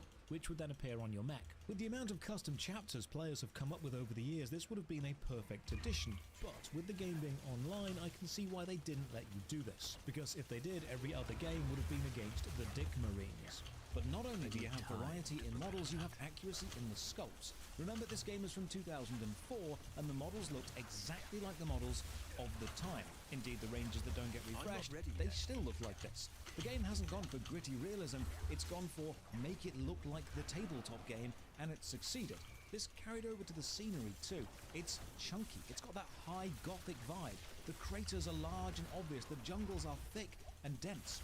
I think Dawn of War 1, while not being the most graphically advanced Warhammer game, definitely looks the most like a tabletop game of Warhammer 40k. One lovely graphical touch is you can zoom in pretty damn close to all the fights. So not only can you admire the animations of all the models, but some situational animations have been added. Remember the bit in the opening video where a dreadnought picks up and crushes an enemy? They do that in the game too. Now before we jump straight into the single player campaign, another issue. While the campaign does a somewhat decent job of teaching you the basics through a hidden tutorial, as the missions progress in complexity, it doesn't cover every mechanic. Znaš da ne mogu da pauziram, mogu tek kad počistim ekran. War gear or how to attach a character to a squad. The actual full tutorial is not found in the Escape ne radi ništa, igra se ne pauzira. A neću kad završim, nego kad pobijem on ekran. Jer završit ću za pola sata. Ili ako poginem za 10 sekundi.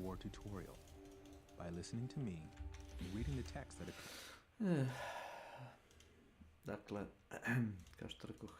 Jebote, kako ih čistiš?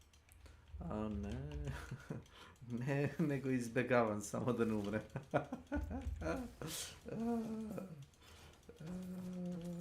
Šta ti je to? Nekromancer, šta je to? Ne, ne mage. Mage. Misliš ove zmije vatrne? A da. Pa one najviše DPS-a radi. Ja ih zaledim i onda ih zmije cede.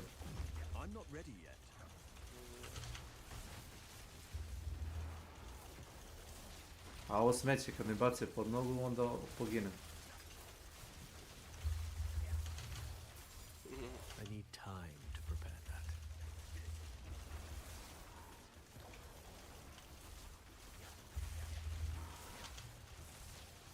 Baby, don't hurt me. No more. What is love? Na tebe mi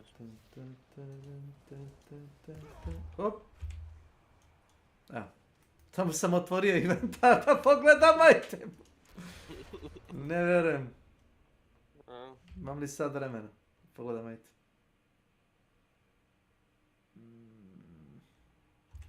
Što je? Nije mi bio tako dobar.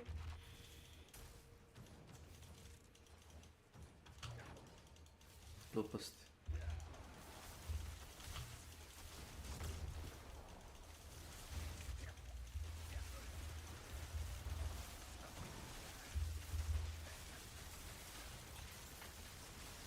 I'm not ready yet.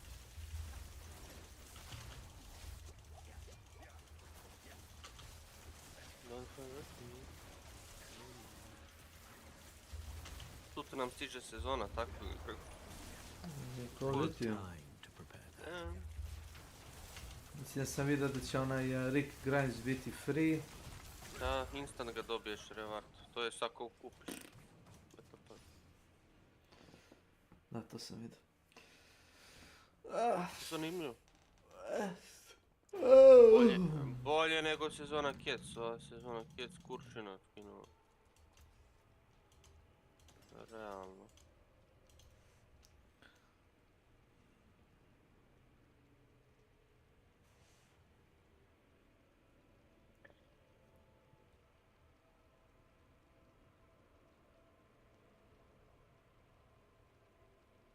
Smeće.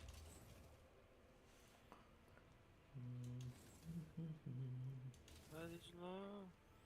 Baby, don't hurt me no more.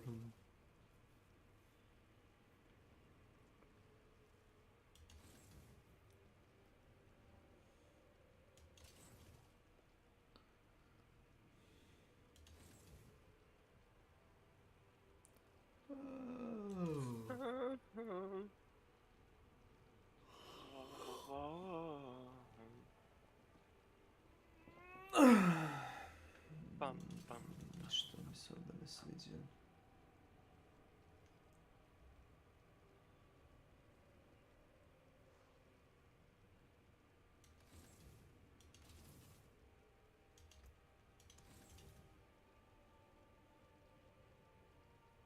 Don't hurt me.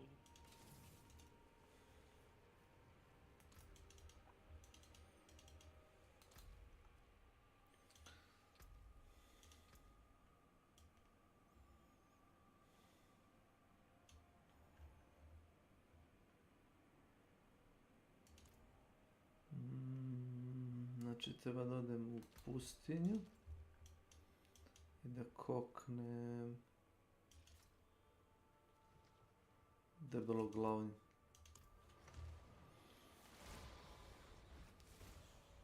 Okej. Okej, da. Ja?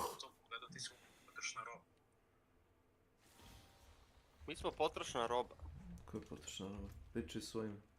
Čas. Potrošna roba. A što se radi?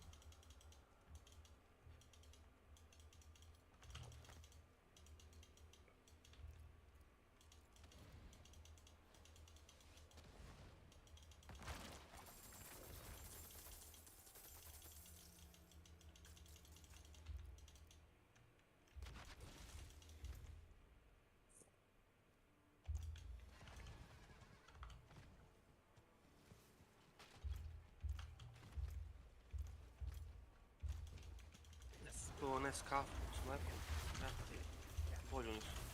I need time to prepare that. Garant. Što te napadaju zmaj od šipova. Ne. Sve je to pod kontrolom. Juče me jedan rogue jurio ovuda kroz ovu zonu PvP. Jurio mi je jedno dobar minut. I na kraju sam ja odustao kao i nisam te više da bežim, ono. Jel mi glupo malo da pijem napitke i da trčim u krug. Nisam bio zainteresovan za fight sa njim. Uvijek su se napali da me kokne, koja je dobra.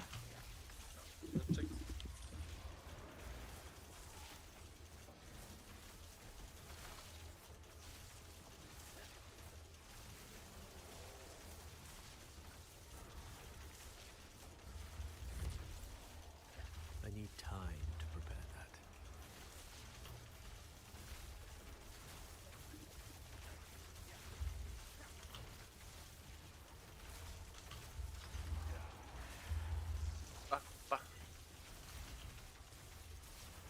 I'm not ready yet.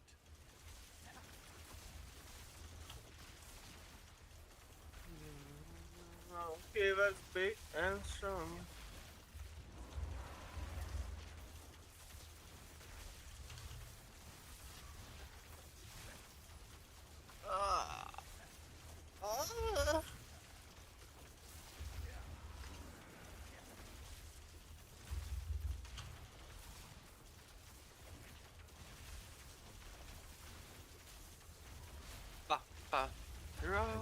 Raspati.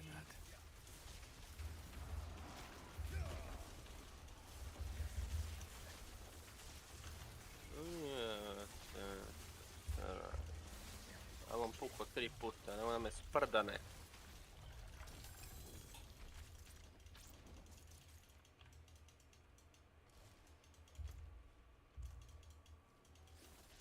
I need time to prepare that. A kupec o previše riba, bre.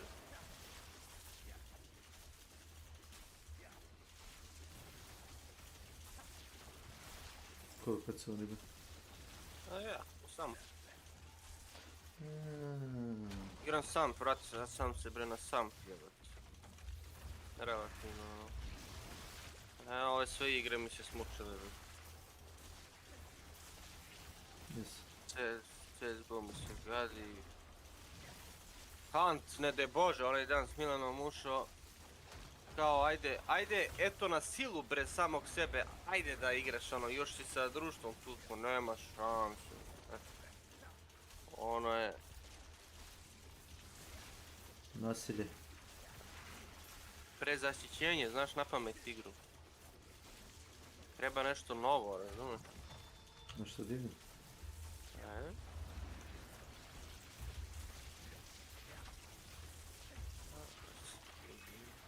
Ja moram da znam da... Šta na poslu? Ne, za garanciju, za TV nešto.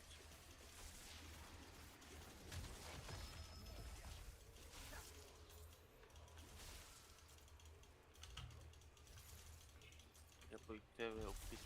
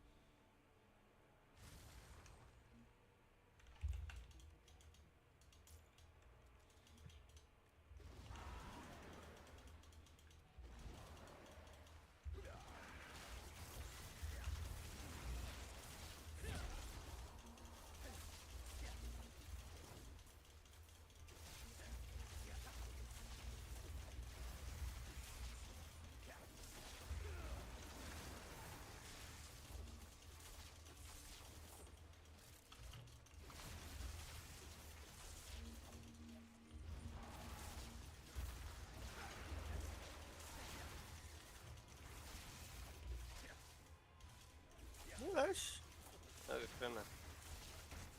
Počeo je kokodač.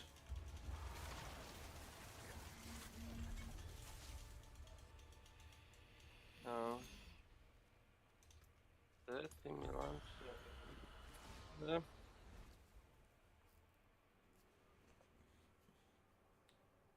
Šta si izdao? Ti si izdao. Ti kao ti. Lično.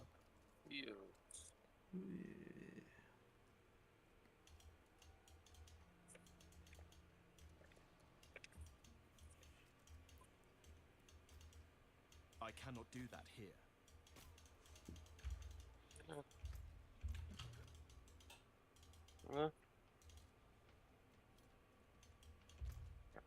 Što se radi?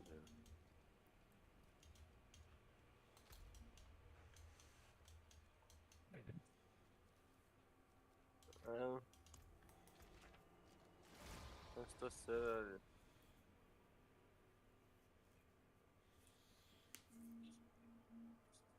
Šta se čini?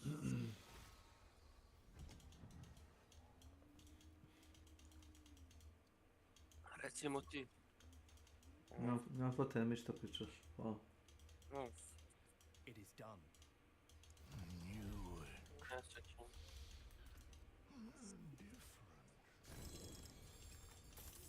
I cannot carry more.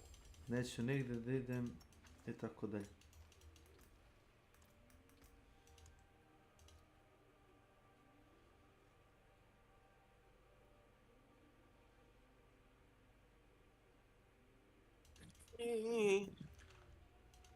Ajde.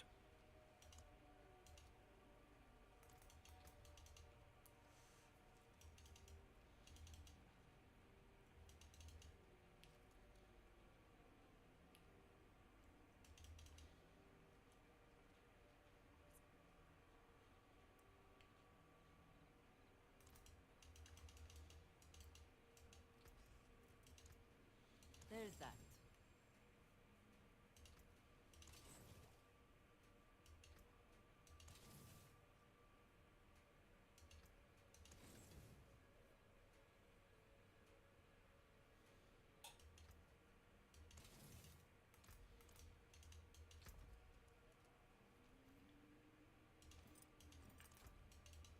How can I help?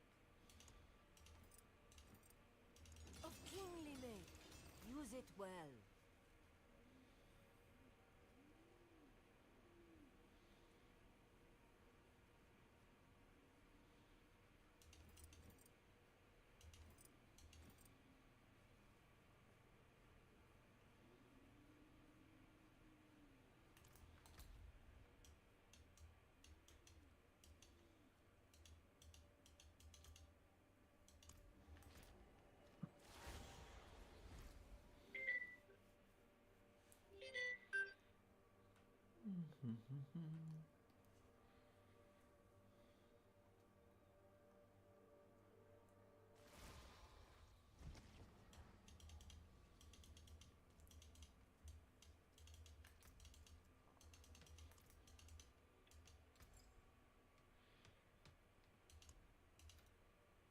I cannot.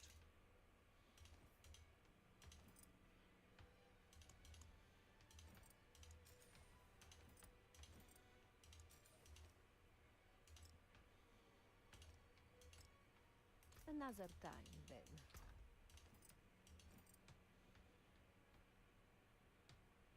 Another time, another place, another life.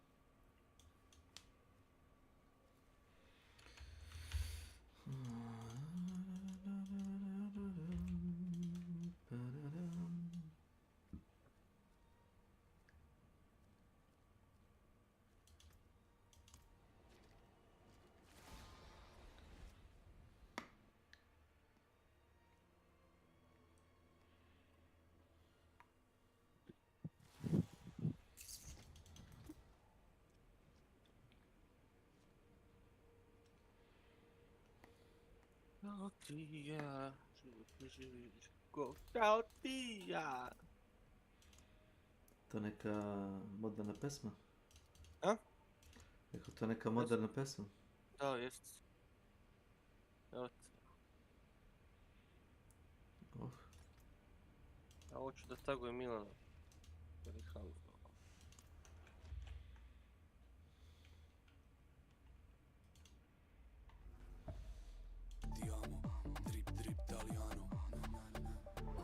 Shopping Italija, pa na party do barija. Znaš da mi smo savršeni par, život ne živi niko kao ti ja.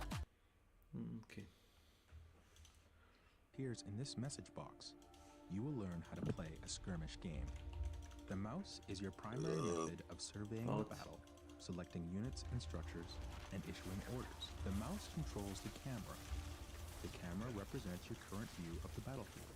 To pan the camera, simply move the mouse pointer to the edge of the screen. Do this now. To rotate the camera to gain a different view of the battle, press the Alt key and move your mouse. Do this now. You can zoom in on something to see it up close by spinning the mouse wheel forward. Do this now.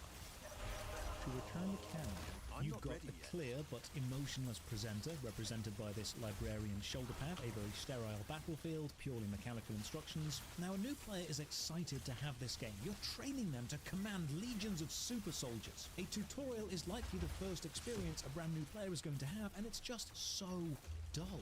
You could have made this such an amazing, engaging experience. This was definitely tacked on as an afterthought and has nowhere near the attention to detail or flavour that the rest of the game has. I'll look at the full multiplayer element later because amazingly the servers are still online 20 years later. So narrative campaign first, choose a difficulty, normal, hard or insane, and these labels are lies. I discovered after finishing the game that normal actually means all enemies have 50% health. Hard mode is 100% health, as they should be, and insane gives them 150% health. So actually, these should read as easy, normal, and hard. But the campaign isn't really about challenge as much as the power fantasy of crushing things as the Emperor's finest, following the solid but also rather predictable story. You've got 11 missions, each between 20 and 40 minutes long, depending on how much you want to build up before you steamroll the map. I'll go normal because I didn't realise this is actually easy until the end, and we begin on planet Tartarus. It's been invaded by orcs, and the Imperial Guard are bravely holding the line. I will call them the Astra Minotaur when I am dead. Suicide mi radi ovaj na glavu. Hold the line! In the name of the Emperor, you will not falter! We can't hold! Run for your lives! Cowards! You will fight or you will die. Sad ću vam dati materu, pičku, ja. Šta je ovo, koji kurac?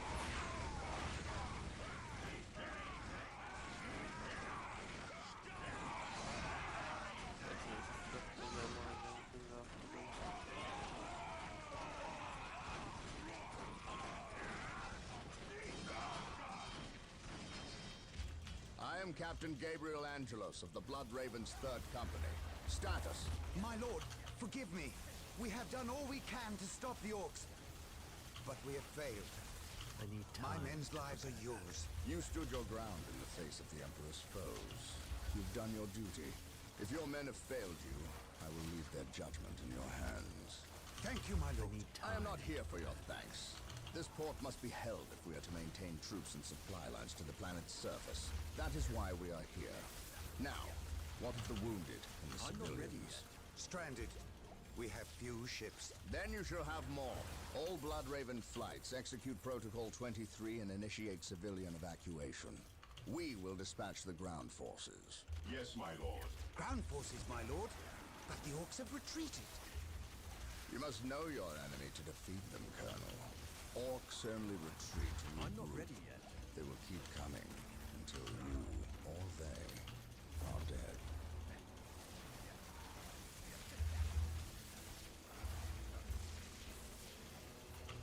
Brothers, let us destroy this alien filth.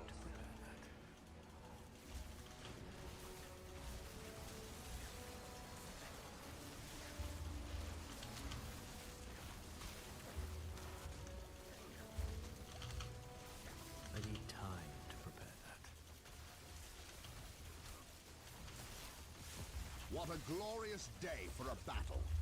As the stronghold, our frontline battle headquarters is currently being assembled. We should proceed with caution until it is finished. Straight away, one of my favorite design choices. The in-game cutscenes, while they may be pre-rendered, are still made using the actual in-game engine. So the models, the scenery, the lighting, the combat effects, the sounds, the shooting, the movement, and the death animations are all from the game. They are what you will see when you play. There are even moments where cutscenes show troops going into cover, and the shield icon representing cover appears above the model in the cutscene. Or the characters will use special attacks in the cutscene, which you can then use in battle. This all serves to blend the cutscenes and the gameplay together really nicely. There's no jarring graphical or mechanical switch between cutscene and gameplay, and it means one of them can end straight into the other and it feels fine. The cutscenes can bookend the levels and not feel out of place. It also makes identifying the important characters super easy because they all use the same model whenever you see them. It seems we've also got voice acting. Actually quite good voice acting. Now there are moments of cheesy, campy goodness, never quite reaching Command and Conquer levels, but still fun. Gabriel Angelos is voiced by Paul Dobson, an extensive voice actor known mostly for Naraku in the anime Inuyasha, and Paul's brothers Brian and Michael Dobson, also voice actors, provide most of the supporting Space Marine voices. Librarian Isidore is Mark Oliver, known to me for being Vecna in the MMORPG Dungeons & Dragons Online. Farsia Maka is Nicole Oliver, known for being Princess Celestia in My Little Pony, and almost all of the bad guys are Scott McNeil, known mostly for being evil masked figure in the second live-action Scooby-Doo film. Some of you, however, may know his work from the unknown indie hit Dragon Ball Z, where he voiced Piccolo for over 200 episodes. The strange thing about voice actors is they often work on the same projects repeatedly, so almost all of these guys went on to work on the Lego Ninjago series and then the film Sausage Party. So we control the Blood Angels, led by Gabriel Angelos, all-around good guy with a guilty conscience about something. Standard real-time strategy camera and UI. You can zoom in and really admire the models, but as I mentioned,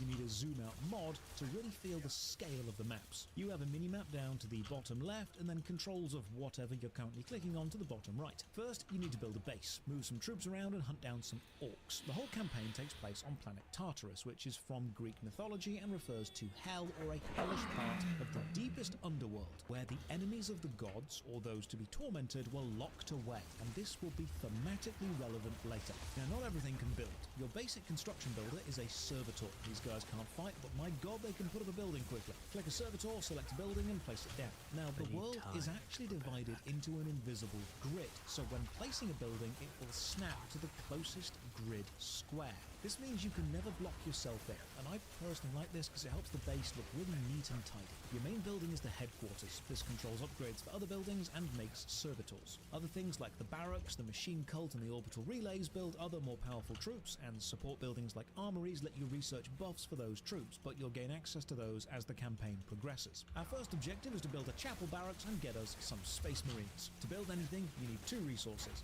power and requisition. Now, power's the easy one. Just build power plants. You can have 5 power plants or plasma coils for every headquarter building you have. The other resource is requisition. That is generated by taking and holding strategic points, and doing this needs troops. So let's look at infantry, because Dawn of War does things a slightly different way to most RTSs of the time. Your standard real-time strategy, say Command and Conquer, you would build 1 unit per click from a specific building, then you select a load of units and send them into battle. When they die, you just build more. But in Dawn of War, you don't build individual units, you build squads. A single Space Marine squad starts out as 4 models and can be reinforced with additional models up to 8 plus a captain by using the little upgrade panel down here, effectively building a model for the squad within the squad itself. Later on, you'll unlock weapon upgrades, which give a single model within that squad one of 4 heavy weapons. This means that as long as a squad isn't completely wiped out, they can retreat, and you can then reinforce them with more models up to maximum,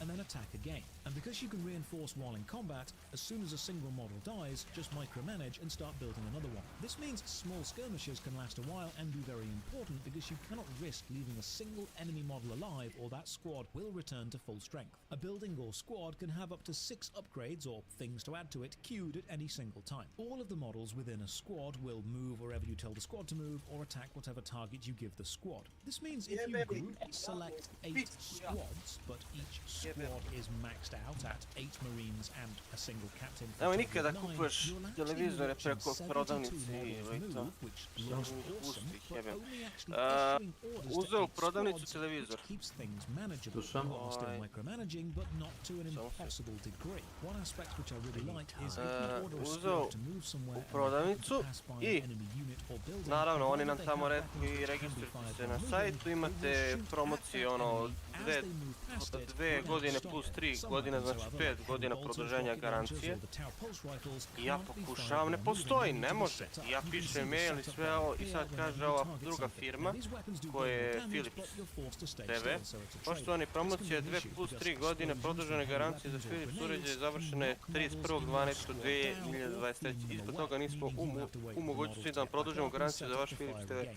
You can see Srdačan the pozdrav. damage a model will do A with their ovi range u to take a radnji melee attack in the panel mi to the rekli bottom da center. može, When taking razumeš? damage, each individual model of a squad I onda does sad have their own kurac, health bar shown in znači green under that model. nemoj And the da squad veruješ overall has sistemu morale. Morale drops when a ičemu, squad takes jebo im damage, pas loses a mater, model, koje or su to gets hit by fore. a specific anti-morale weapon. And if you lose all your morale, the Znači, squad becomes broken. While Kapiram. broken, the squad's accuracy drops to 20%, Jebo im but pas their mater u speed pičku. increases by 20%, Čekaj, moram da encouraging skeniram you to sad pull them out račun. of combat and run away, because squad morale recovers while out of combat, or by Kretenizam. special characters giving them a buff. Your basic Ja da infantry sam can teo capture neki the plati strategic onda points you need to produce 90.000 that TV position, nego bi and while kupio na at that crno point, the squad is preko unable to fight back tamo if preko attacked. New Yorka, You can tamo watch su the animation jeftiniji of the slow televizori. raising of Ja the team's flag kupim over i that znam point. da ono And I nemam like this. garanciju. If you zoom in, it Debil. feels like an event.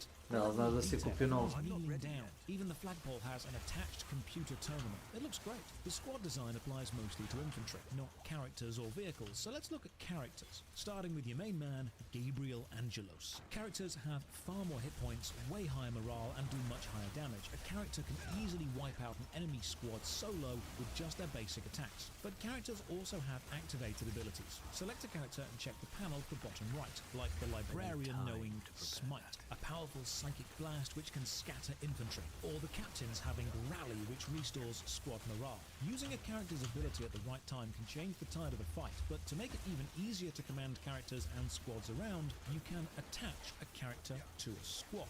And if you do that, they'll now follow the same orders you give the rest of the squad. And when you select a squad, you can still use the character's special abilities. Finally, along with requisition and power, you've got infantry and vehicle caps. These are the most you can make. You can increase these by upgrading your headquarters by spending vast amounts of resources. The caps aren't one for one, however. A basic Space Marine squad actually takes up 2 infantry spaces, and you can see this cost when you build stuff. Some of the more powerful vehicles actually take up 3 or 4 vehicle slots. This keeps battles mid-size. It's totally possible to have 50 Space Marines, 3 tanks, some dreadnoughts, and a few characters on the battlefield, but you won't be getting thousands of models, unless you play Imperial Guard, because that's kind of their whole thing. This strikes a really nice balance. Every unit matters not just because of what it does, but because of the fact that it must take up a space from your total cap.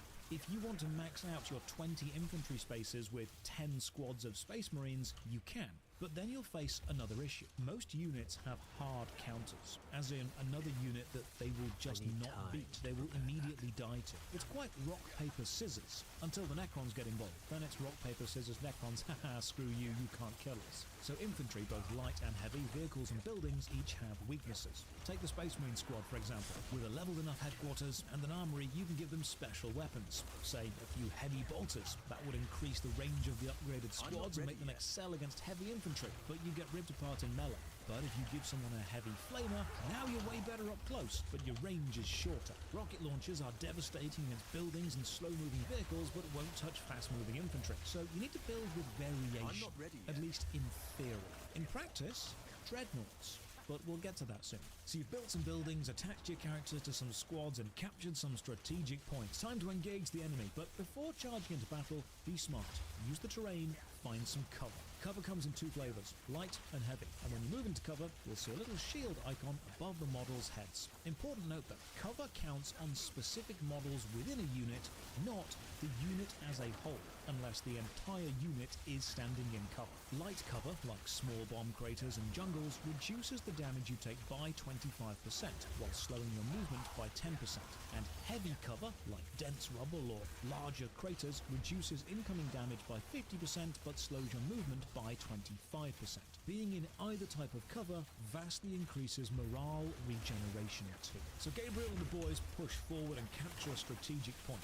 If you have a spare servitor, you can build a listening post on a captured point, which reinforces it, increasing the requisition gained, and when upgraded, arming it with anti-infantry and anti-vehicle weapons. It's important to note you can only build buildings within the range of influence of your headquarters. This green line you can see on the floor when you click on your headquarters. This means you can't build buildings way out in random places. However, if you put a listening post on a captured strategic point, you do give yourself a small range of influence to build within.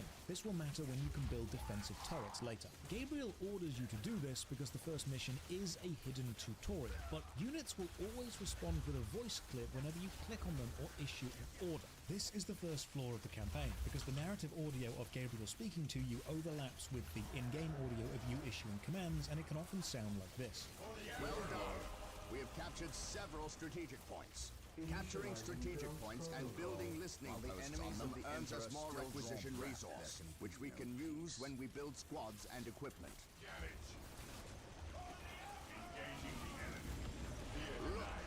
An orc cannon.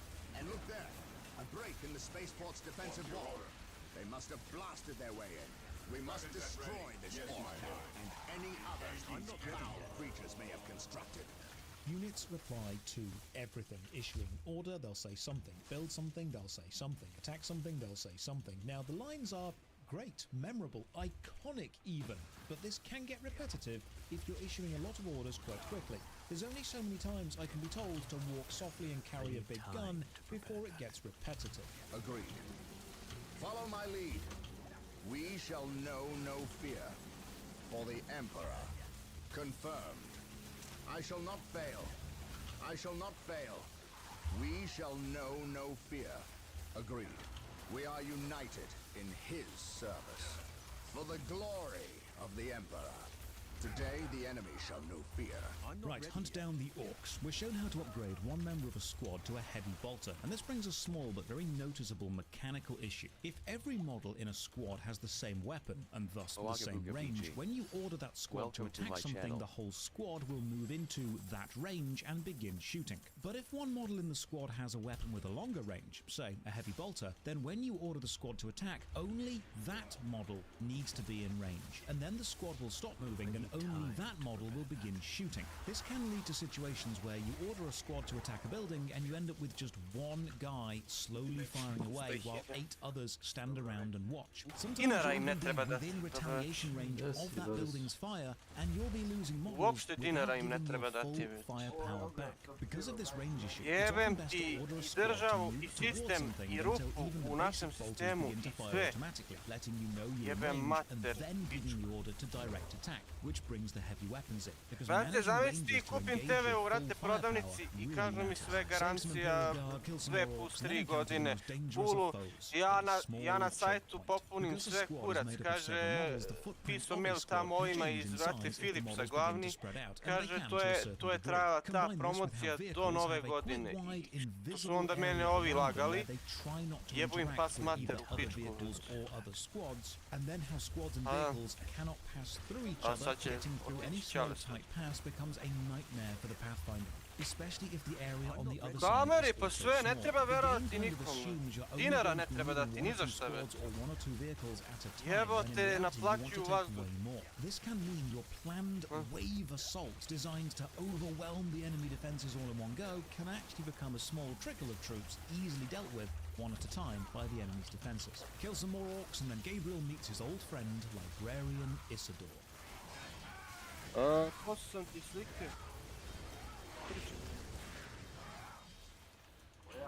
I'm honored to be in the presence of a librarian. I wish to know how my men can better serve you. We shall wait for the captain to finish his prayers. I I saw you stand against the orcs. You are a brave man, Colonel. I'm not ready yet. I wish I could say the same of your men. I shall strengthen their resolve, my lord. See that you do, or we shall do it for you. You have something you wish to say. Say it, Colonel. How did you know? Even without my psychic gifts, it is obvious. Speak. Is it true your company eradicated a heresy on the planet of Cyrene recently? An exterminatus, down to the planet's last man, woman and child. Colonel, your company is welcome, but such questions are not. I need time. Do not ask the captain about Cyrene if you intend to remain in his good graces. My lord, my Tartarus 37th Imperial Guard Regiment stand ready to serve you in protecting the city. They wish to make amends for... They will have many opportunities to prove themselves warriors worthy of the Emperor. The Blood Ravens are leaving the city. Its protection is in your hands. I will ready my men. May I ask...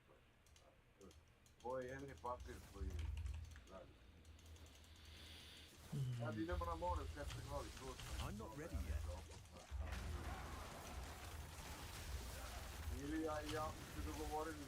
Da trošimo njegove novce.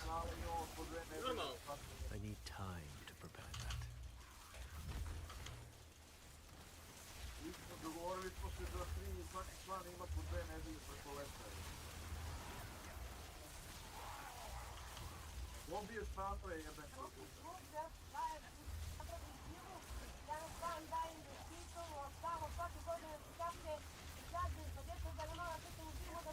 I'm not ready yet. I'm not ready yet.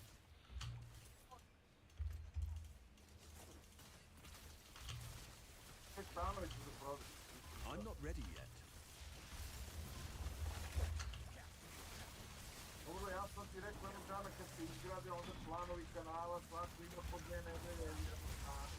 I'm not ready yet.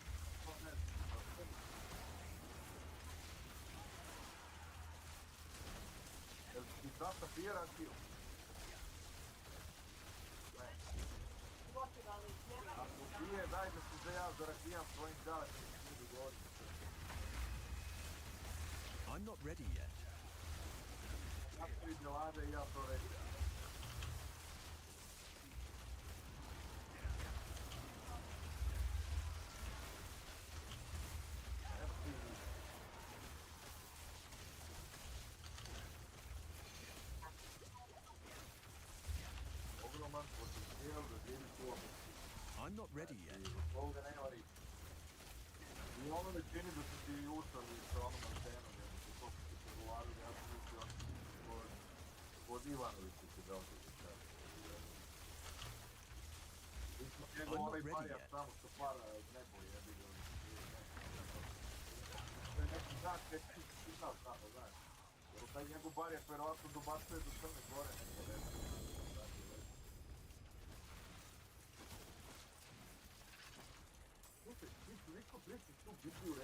My bags are full.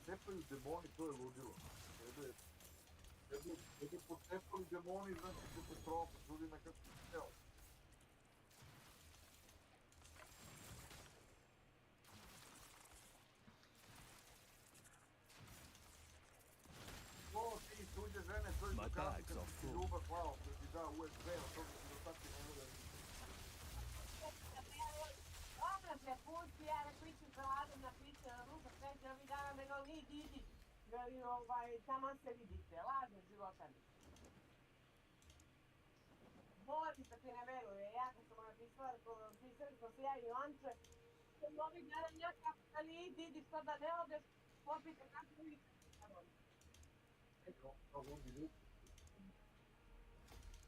Jeste, ja sam to i ja tebe govorila, ja i ti kad se pojavimo, Dani, ja i ti kad se pojavimo u Vrbasima, sve treba stane. I tu smo se tvrdali nešto i ja Bojisu kažem, dakle, reći niko ne god, nego je on to podržao i rekao, vali sam ti dala te Bojisu. A u Zelicinama ima samo cijeno, ti dignem, kad se picnem druže. A se sva markiralo, a mene mučne strove čuva i oku samo gledaju ka boginju. Pa vidi, ima navala kako idete njega, dajte nama. Dajte ga nama, pardon. Ide ti samo nama, ne vadite ti. Znaš što je problem? On kad hoda zemlju ne dodiruje.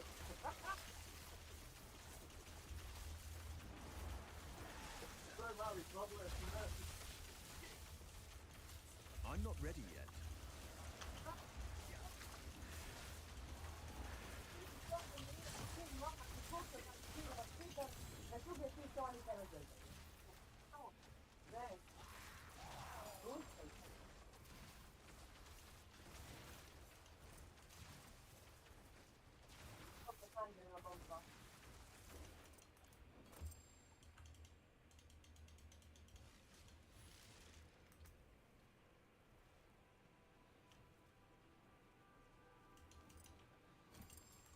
Da vide lijepog Crnogorca koji nosi.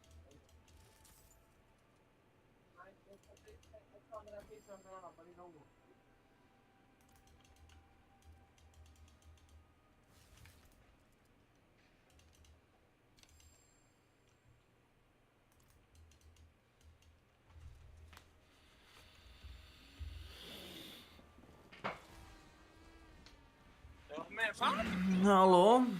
Yes?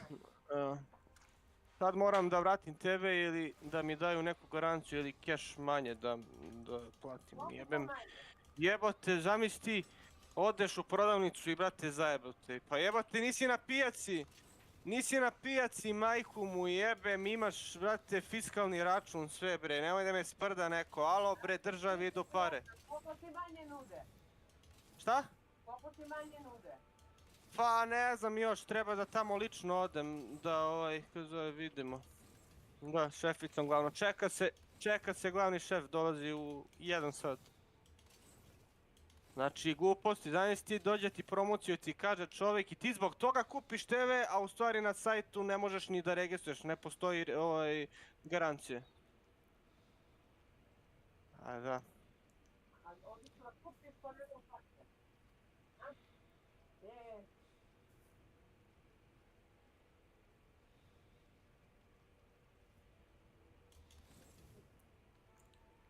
Jo, evo njegove priče, lovačke.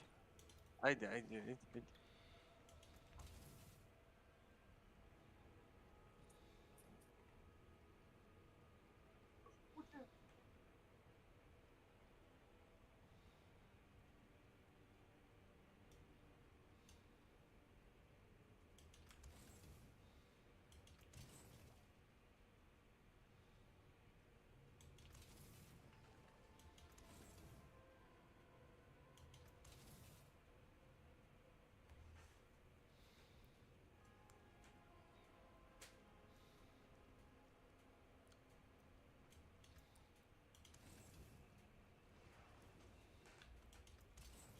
Jao, sad ti pošaljem pesmu na...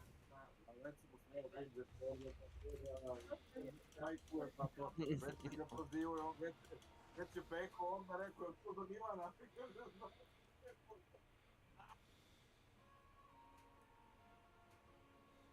Ali realno, stani Belada, stani jedno izgledam sad. Realno, nema lepšeg nego kad vidiš da muško hoda dostojanstveno, Aha, kao gazela. Pogrbi ramena, znaš, one noge gore dolje, ne znaš kako. Slušam daj? Pa ja hodam pogrebne sve od mene. Ti hodaš pogrebne sve. Lažno ne hoda ružno, družja s tom 10 godina. Pazi, kad s Beladom odeš na piće, pazi samo on zemlju ne dodiruje, znaš, pa Da nadleti. Nećemo dodirivati nijednu drugu zemlju. On zemlju ne dodiruje.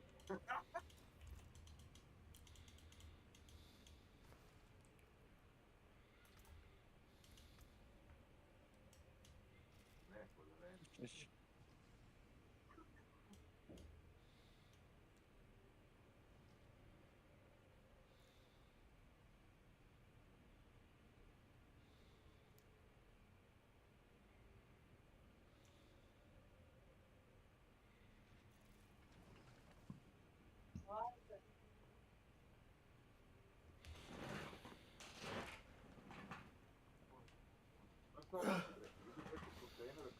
naša serena ekipa. I onaj Lazić, John sebi, pa naleti sebi još da ima 2, da bude više, i onda još i na prstima hoda, jebi ga, znaš. Zato se otkaže sebi ne dodiruje, ono ide, znaš, ono podskakuje do hoda, znaš, pa znaš. Najgore, on mi nema noge, on ima neke patrljke tamo. Ima neke patrljke tamo koji su ispali, znaš, onako, ono, da ide go, ne bi znao taj kurac što su noge.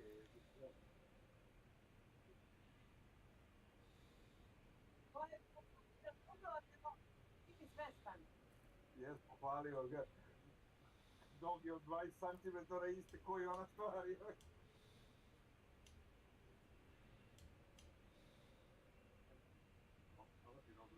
Da znam, ako pita nekad za ovu. Kad koda zemlje ne doziruje, što da kažem.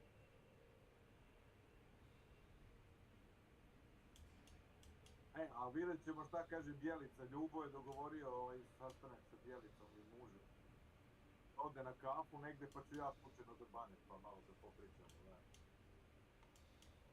On će s njenim mužem prvo, pa da se vide sve da uđe. Ja slučajno do Bane i onda, jao, pa ti si taj... Onda čujem kakav je taj, anđelski ljubavnik. Zato je tamo gde sad i jeste koliko je odličan, jel?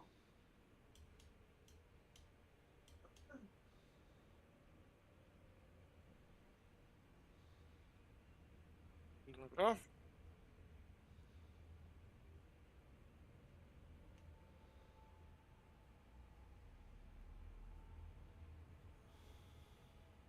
Pięć Steamena.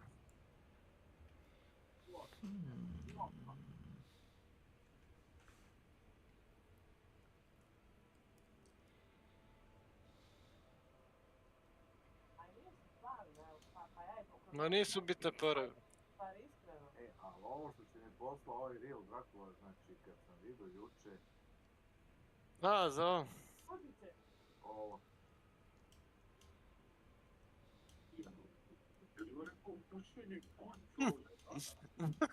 Da, za Vučića.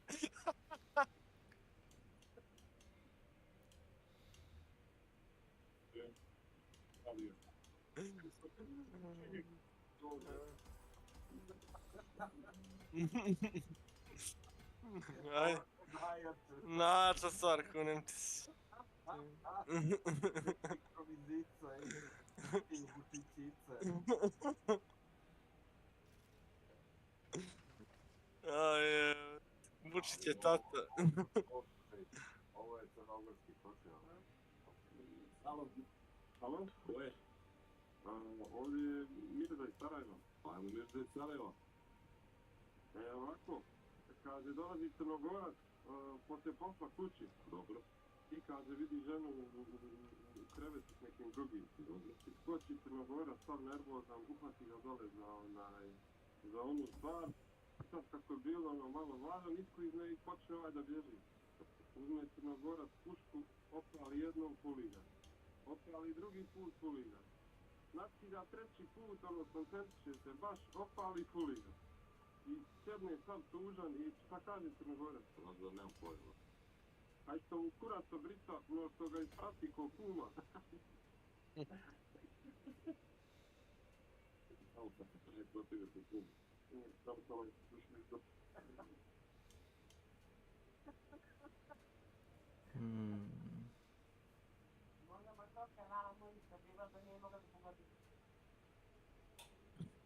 Ono, sad je.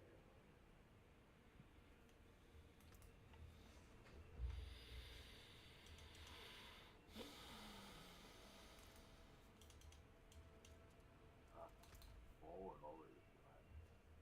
Jale, konačno Beograd, bre! To je Novi Sad, seljačin. Konačno Beograd, bre! To je Novi Sad, seljačin. Jale, konačno Beograd, bre! To je Novi Sad, seljačin. Jale, konačno Beograd, bre! To je Novi Sad, seljačin. Beograd, bre! Puno sam šiđeo, dok nisam osjetio da mi noge trnu.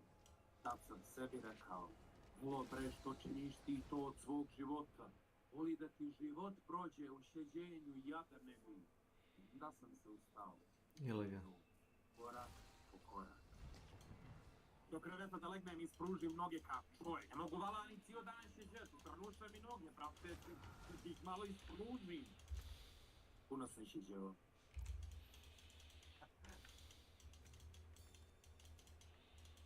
Ljudi moji, kad nam se rođeni Vojvođanin posprdava da se poubijemo svi ovdje na mjesto. Gledaj sad ovo. Ti zapamtila ovo što je šeđeo. Ne. Eto, moraš da vidiš.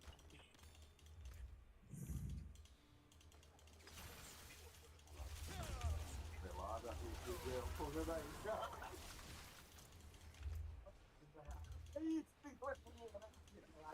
I'm not ready yet.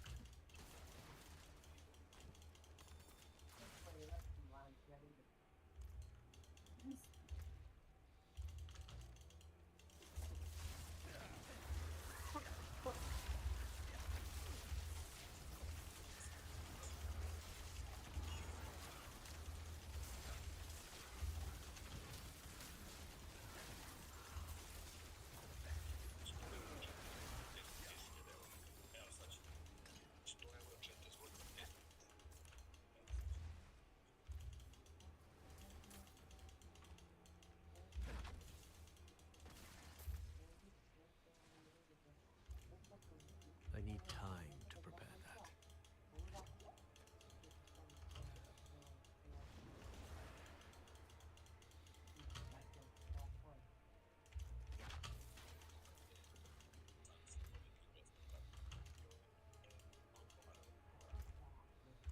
I'm not ready yet.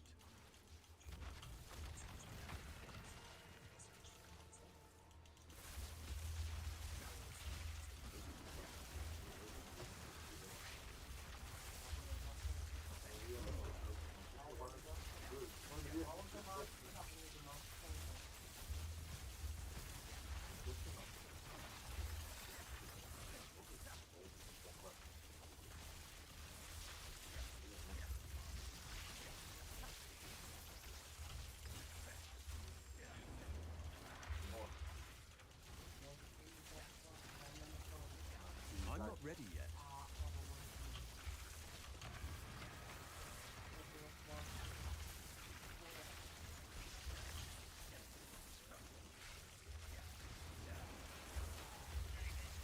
I need time to prepare that.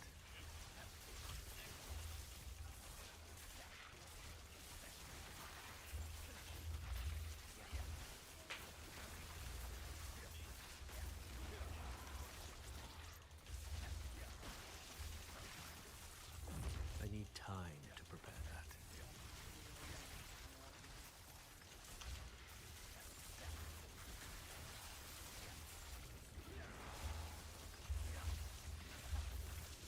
Ajko da tvoj.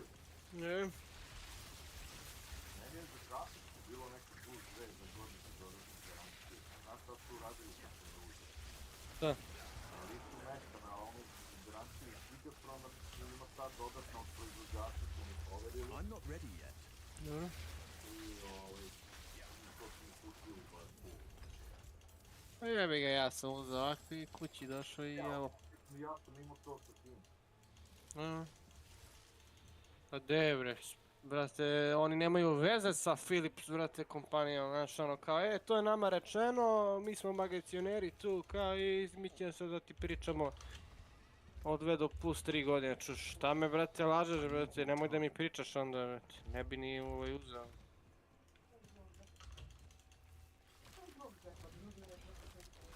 Znaš, pa nešto, glupo je ispalo, kad meni su na listu mesta ovdje, ono, i ubacio sam i pustio te dodatne 2 godine od proizvođača. No. Ma ne, nema veze, samo da ako... A imao sam još za neke stvari što su ništa na sajtu, treba I need time to prepare that.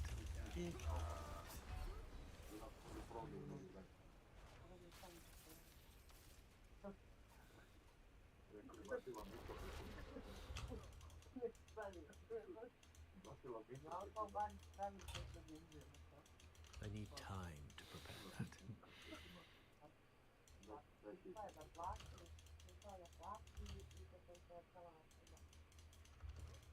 I need time to prepare that.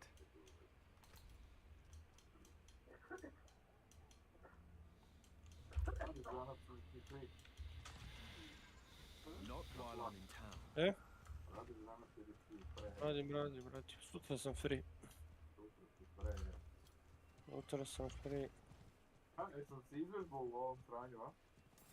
Jesi, odlično si. Samo što je smeće igra, ne mogu da je gledam. Skinuo sam je da probam s Milanom onaj dan i to.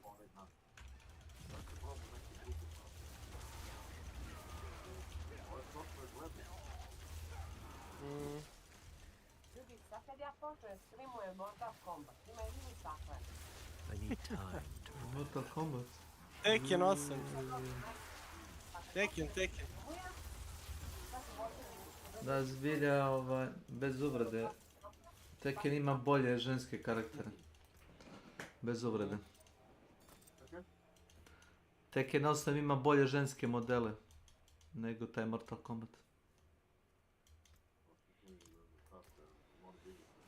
Ma ne mora, nego ja samo kažem šta je meni lepo za vidjeti.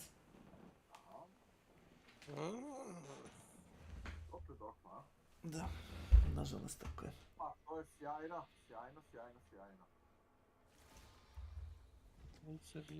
Si video Fable 4 na šta liči glavni karakter?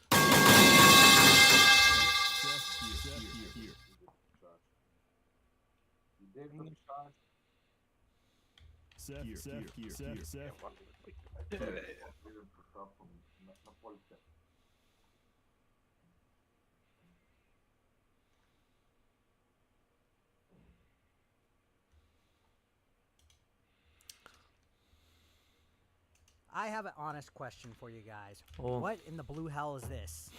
What is this? I'll tell you what it is. O, majka ne može da rodi.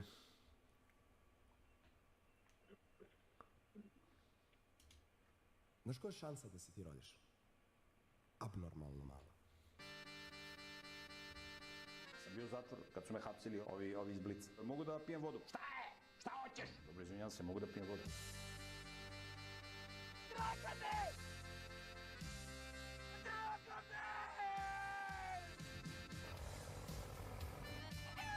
Jara hatuka može. Unutra ribao. Možda se vozi, ali ne možda se zaustavi. Šuće ti kraj, brat moj. To nije guža, nego je katastrofa. Uvedi. O, ja me vodira, on me vodira. Hvala za ruže, volim ruže. Pa viđaj si nekako... Izad, stavite. Poludim se, Daga. Mitroviću puš. Pa der Singer mi je cava. Čak ti. Vidim se, žmejem se. Rokam! Meni piše private rank 2. Boli me kućina. Na sreću nitko nije preživio. Stefane! Domaći Na kavici sa kapućinom. Da si rekao se moje patofne?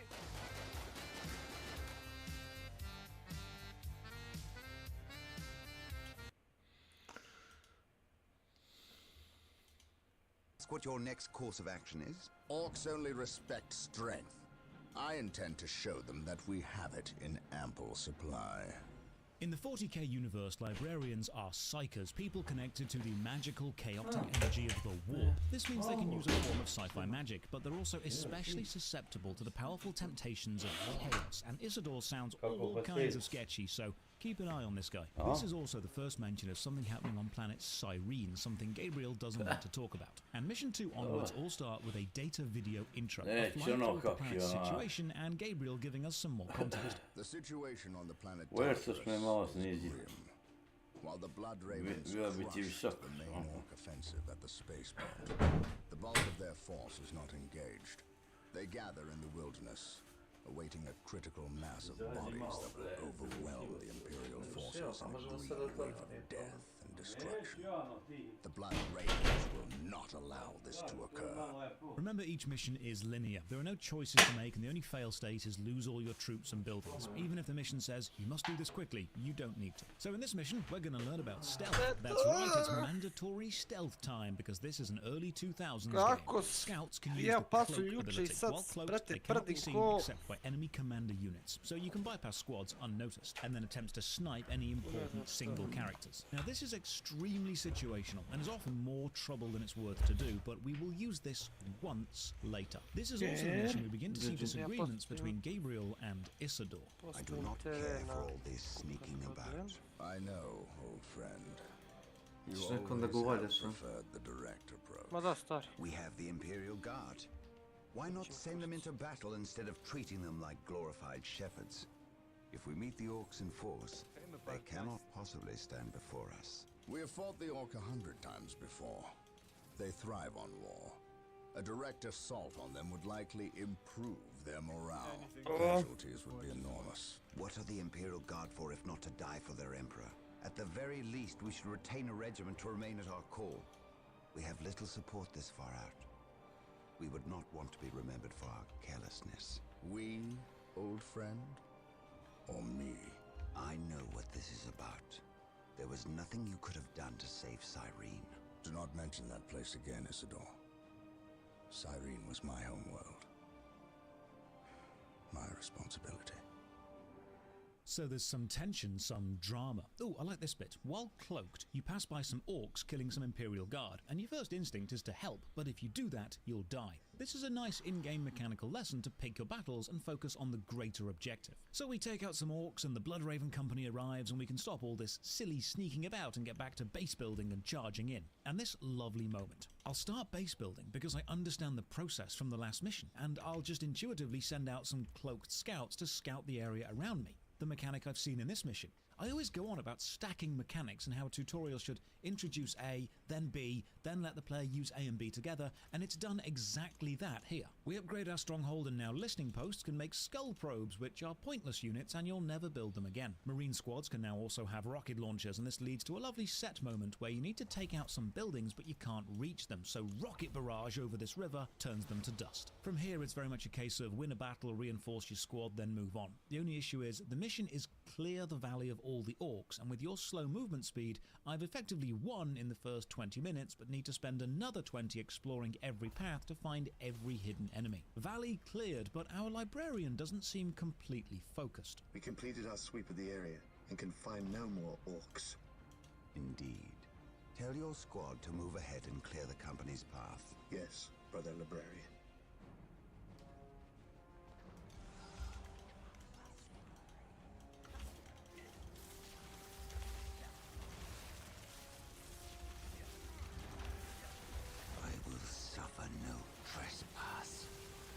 That was a Chaos Sorcerer, and if they're trying to psychically communicate with Isidore, Chaos Corruption cannot be far behind. So mission 3, help the Imperial Guard defend what's left of the main city from orcs while we try to assist evacuating the citizens, but Isidore again questions Gabriel's tactics. My lord, I have taken the liberty of stationing my Imperial Guard around the key facilities, including the spaceport and power plant. Your initiative is admirable, Colonel. But I need you to pull your men back to this location where they can concentrate their defense. I do not agree with this course of action. Why are we sitting back waiting for the orcs to strike? We should attack! Surely it is better than doing nothing. You would have us meet the orcs on open ground? That would be madness. It is written in the Codex Astartes that this situation calls for a defensive action. Of course. You are right. Perhaps patience is the better virtue here. Isidore and Gabriel's relationship seems very confrontational, but they do go back a long way. They're old friends with a deep respect for one another, and that does show. In this mission, you get to control some Imperial Guard squads. Each model in a squad is weak, but the squads have way more models, so they're a good defensive block. You also get access to building bolter turrets, your first defensive building, and these can be a bit of a trap for new players. The resources and time they take to build, you're often better spending on more squads of Marines for the added mobility and weapon upgrades. Yes, turrets are safe, but the best defense in Dawn of War is an overwhelming offense. If you just sit and wait for the enemy to come to you, you will always lose. So now comes the slow but somewhat effective tactic of capturing a post, putting a single bolter turret down next to it, reinforcing with squads, and then moving on. And each mission from now on really does come down to this. Slowly advance through the map, capture points, build defenses, reinforce squads, push onward. And eventually, you'll find a machine cult building. Emperor be praised. The machine cult is still intact. We must get a servitor to finish its construction immediately. The revered dreadnoughts are standing by. Build them at the machine cult. This means we can now make dreadnoughts. In the 40k lore, these are walking, weaponized tombs of fallen marines, and in the game, they are slow-moving blobs of hit points and firepower, so I walk 3 dreads through and liberate the city.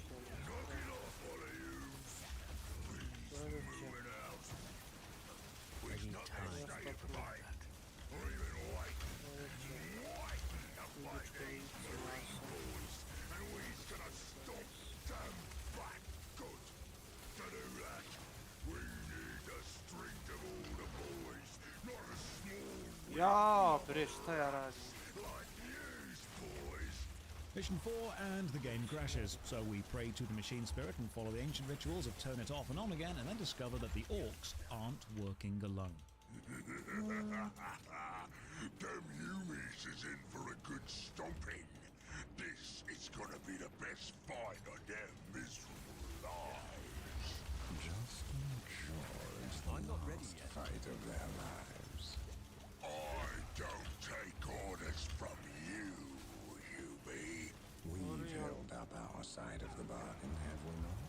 You wanted to face the Imperium's greatest warriors, the Space Marines. They are here.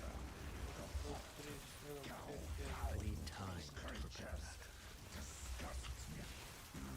Orcs are a tool, nothing more.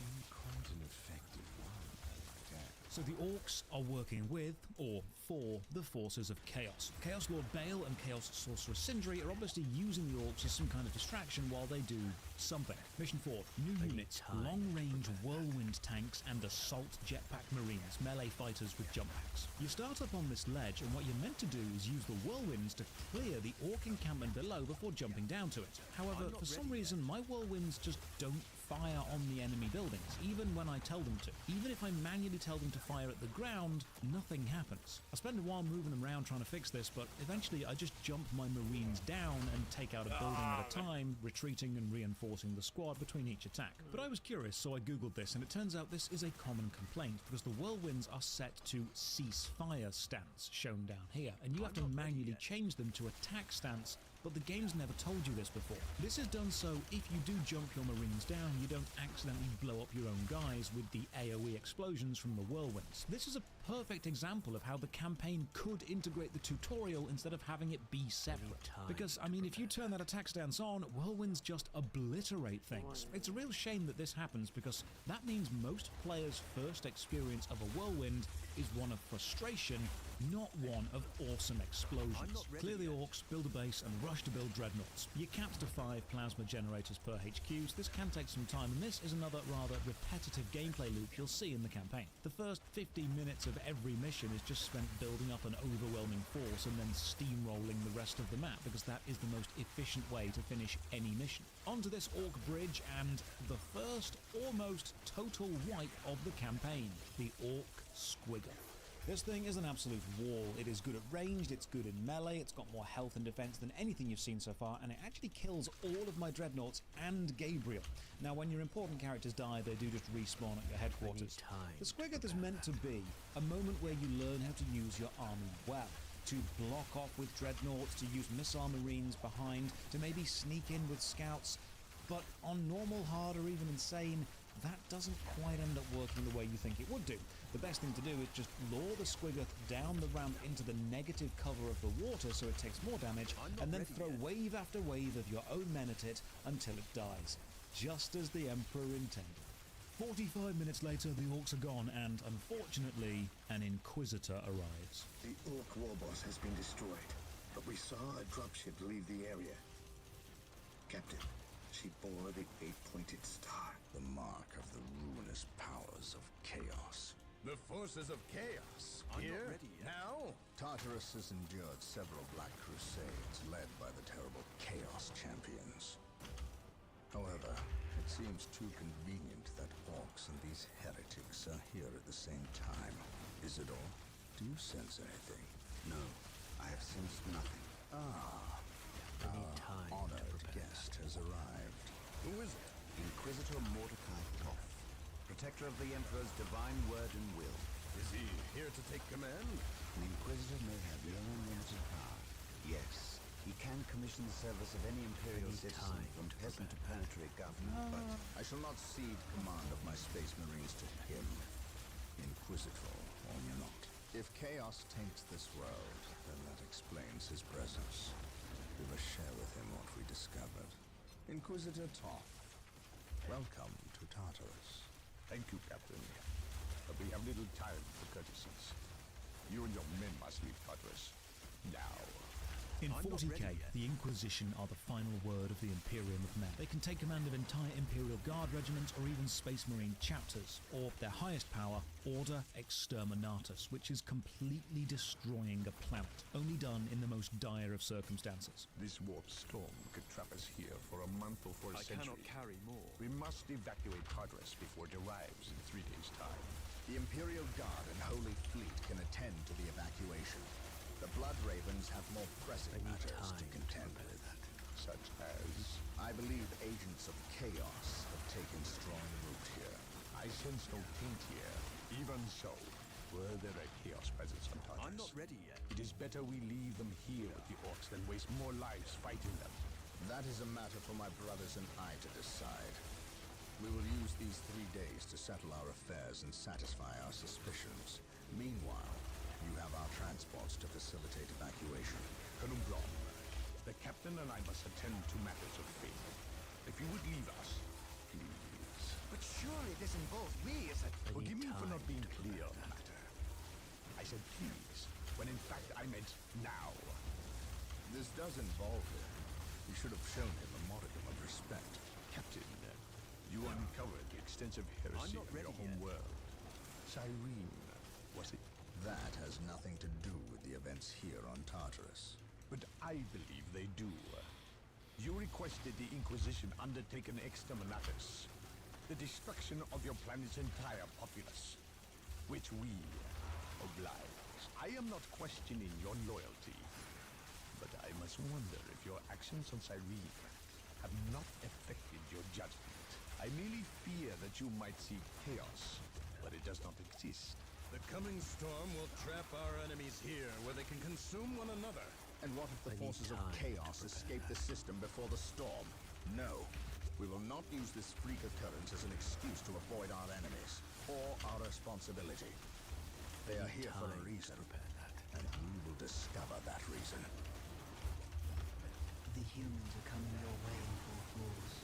You should hear their heavy feet long before you see them, and smell them long before that.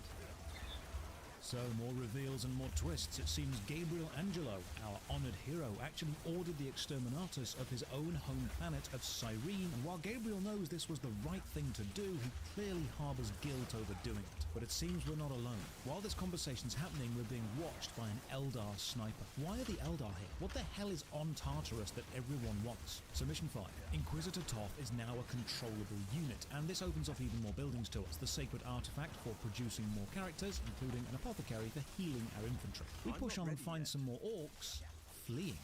Move ahead and make any enemy positions. They weren't attacking. They were fleeing.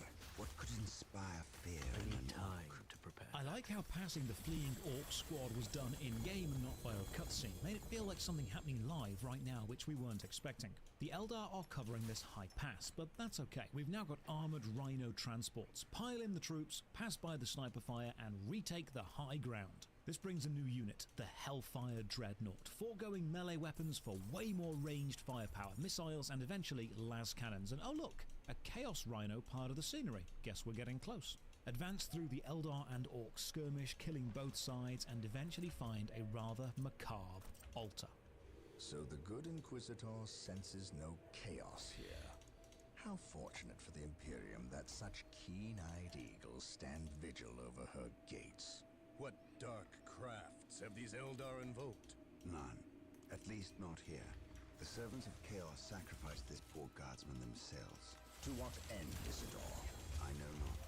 I believe the altar is a marker, a waypoint, and a map that leads elsewhere. Brother Isidore, you have an hour to study the altar. Document everything as is our tradition. Then burn it, lest its taint infect us all. But Gabriel, there is much to learn from here. We should not be too eager to... Learn what? Chaos does not teach. It misleads and it betrays. There is nothing to learn here, save for our next course. These transports have been damaged somehow. Make the repairs, and be quick. Brother Isidore, what betrayal have you wrought? Disabling your own vehicles? Harboring artifacts despite your good captain's instructions? Gabriel does not understand. He does not appreciate the significance of this. No, but I do. Quiet, heretic.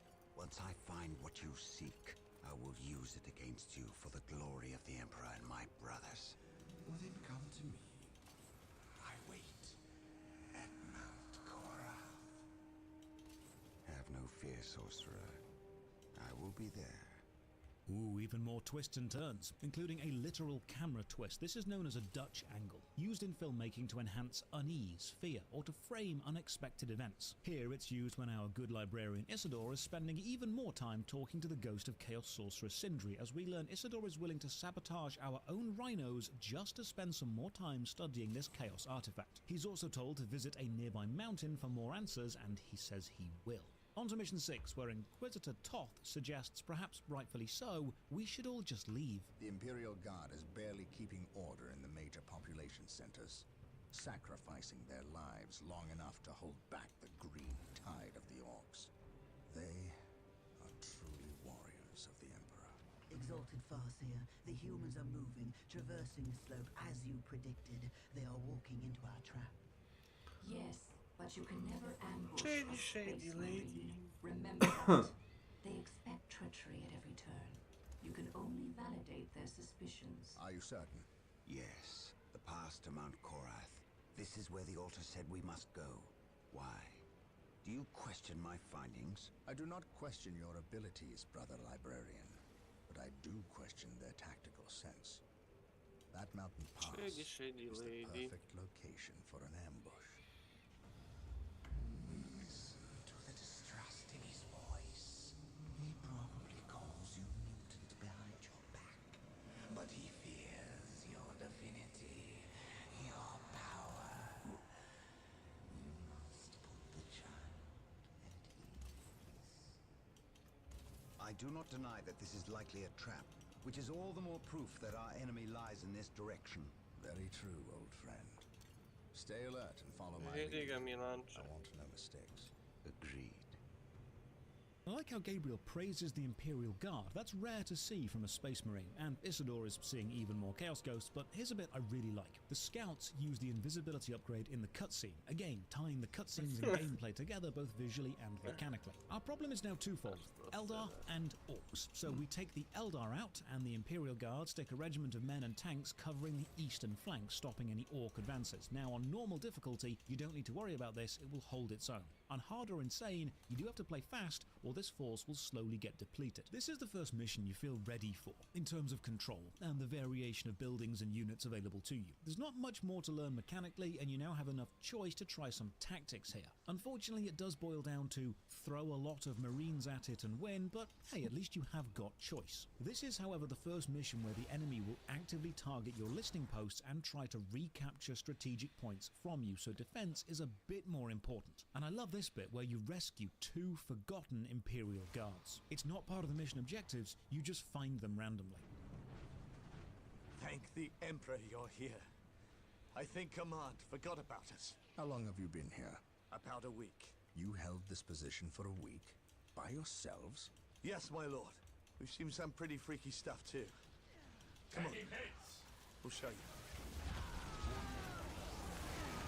If you rescue them, they offer to show you something, but it's not really important. You can't control them, and more often than not, they'll just run into an Eldar ambush and die. In this mission, you also get access to the Predator tank, the best Space Marine vehicle. Tough, powerful, and you can upgrade the main battle cannon and 2 side guns to las cannons for great anti-vehicle, anti-building damage. The cool thing about las cannons on either Predators or Dreadnoughts is they knock enemy vehicles around, interrupting charging times and firing animations. Fight through a super tough Eldar defense of this mountain to uncover more chaos secrets.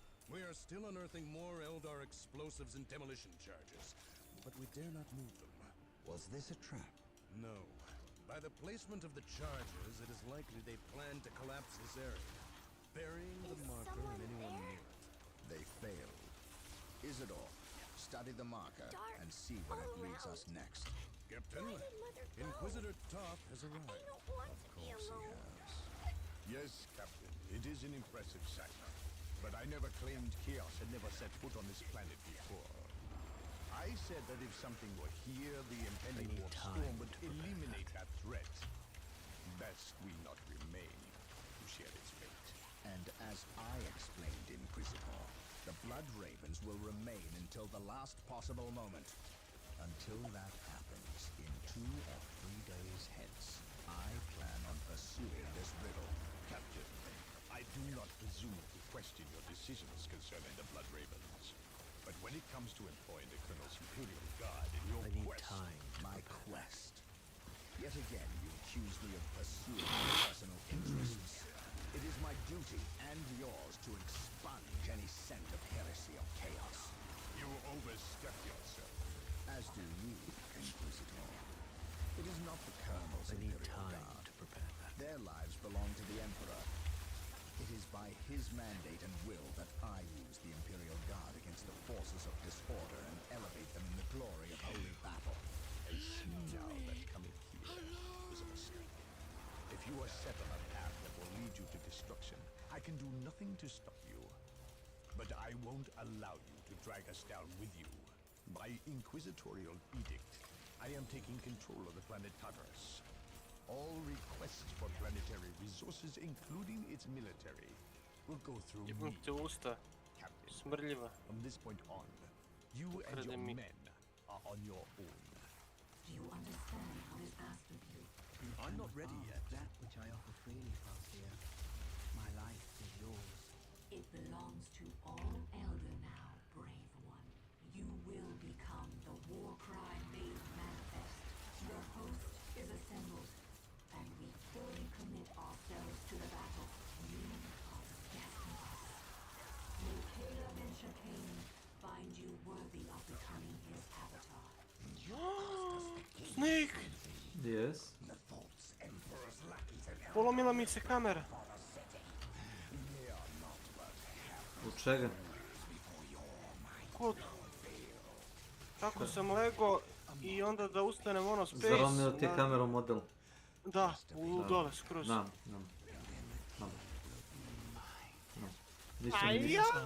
Ništa mi nisi novo rekao.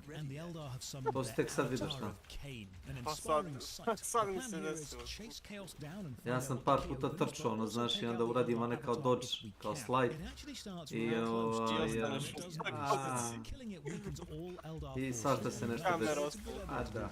Vidiš svoje noge preko kamere. Vidim svoju guzicu negdje u oblaku.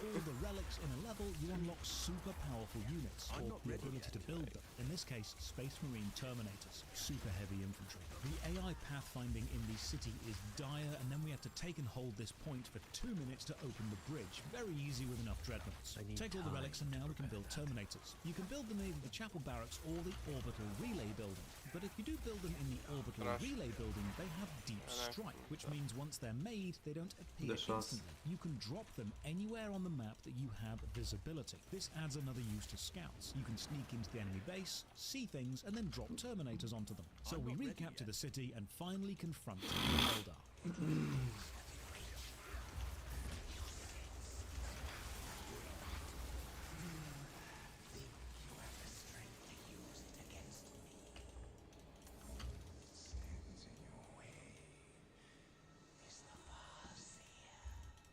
Kill me, obliterate my body, and cast my name to the wind, but you must heed me. Bury that which lies beneath my feet. It will undo us all. I need time. I may be your enemy in this, but we both have a greater foe. Do not listen, Gabriel. We must destroy this alien. She knows much. Much we need to learn. Time to what could she offer but lies? Do not trust her, Gabriel. The key! No! Damn you! Who was that alien? What did he A desperate girl. Welcome to my channel. I need time to The undoing of us all. Stop speaking in riddles. Tell me what this key does.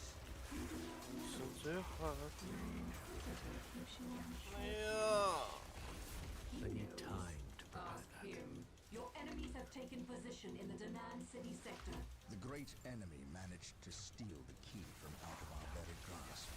Damn the Eldar and their avarice. We know now that we face more than mere chaos cults, but members of an actual traitor legion. The very Marines who turned against our Emperor some 10 millennia ago. My lord, blood ravens approach from the south. How did they get so close? My lord, these flies are minor annoyances. We have the key and ample bodies to imprison the blood ravens behind a wall of corpses. We received a message, Lord Vale. We have a new ally who is more than ready to betray the blood ravens. Excellent. Prepare for what is to come. I'm not ready yet. And dispose of this idiot. Why? How have I failed? You're stupid enough to personally deliver news to Lord Bale. And we cannot abide stupidity.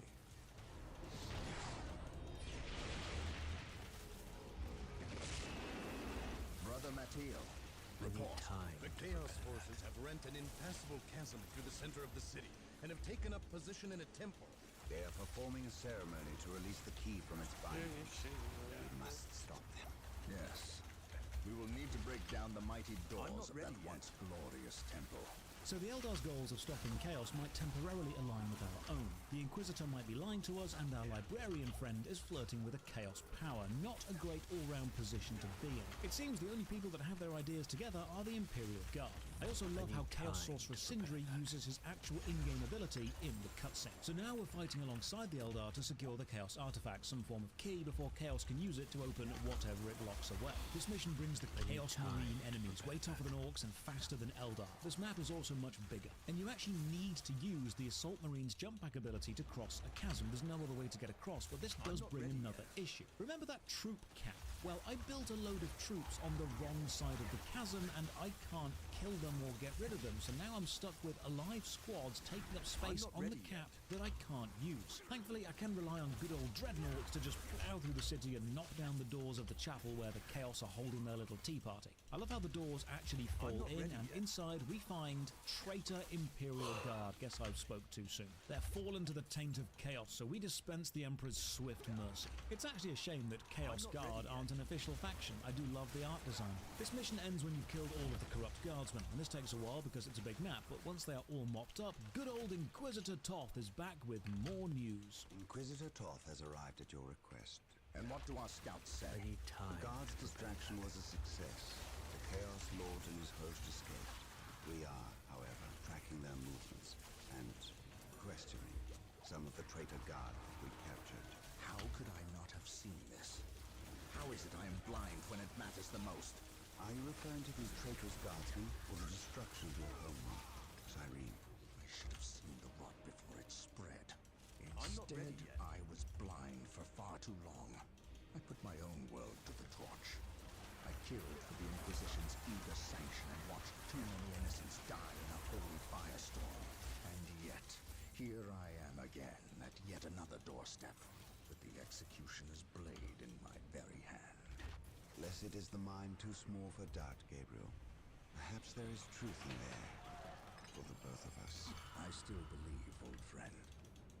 I believe in the sovereign might of the Golden Throne, and in the purity of the Imperium. But you have lost lost faith in yourself. Only in what I see, Isidore. And what is it that you see, Captain? I see conspirators and liars more concerned with their own agenda than the will of the Emperor. I am not so easily cowed by such displays, Captain. You lied to me and cost me men. Bitter they die, their blood pure. I warned you to leave this world. To leave Tarkus to the war storm. Your words still ring untrue, Inquisitor. I know you were here before we arrived. I am not in the habit of explaining my actions, Captain. But yes, I was here before you arrived. Stalking after horrors to strip my knights of their dreams. Are we faithful men, Toth? Good servants of the Emperor?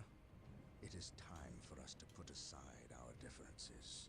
Thousands of years ago, an artifact of ancient evil power was lost here. The forces of chaos seek this artifact. They've sought it for centuries, but have never held all the pieces of the puzzle. And now they do. A key to unearth the artifact itself. What is this artifact? A stone called the Maledictum. It contains a creature of great evil, a creature of chaos itself, one of untold power. And the Eldar, did they seek this power for themselves? No. It was they who imprisoned the demon in the first place, as Chaos's most ancient enemy. They see themselves as the only capable defense against its influence. Together, we have a better chance of finding and destroying the Maledictum. They are weak, terrified of the power that you alone are strong to teach. There's a lighthouse out on the rocks. But why is its beacon unlit? The Maledictum is mine. All power demands sacrifice. I need time to prepare that. Sindri! What, my lord? And the traitor Imperial Guardsmen I'm not ready have yet. fallen. So quickly. I expected them to last a bit longer. We will launch a two-pronged assault against the temple with the help of several guardsmen. I need time to loyal prepare to the that. Emperor. We must stop our adversaries from uncovering the Maledictum. Come with me. You have new orders. We know of a hidden way into the temple. Tell no one else.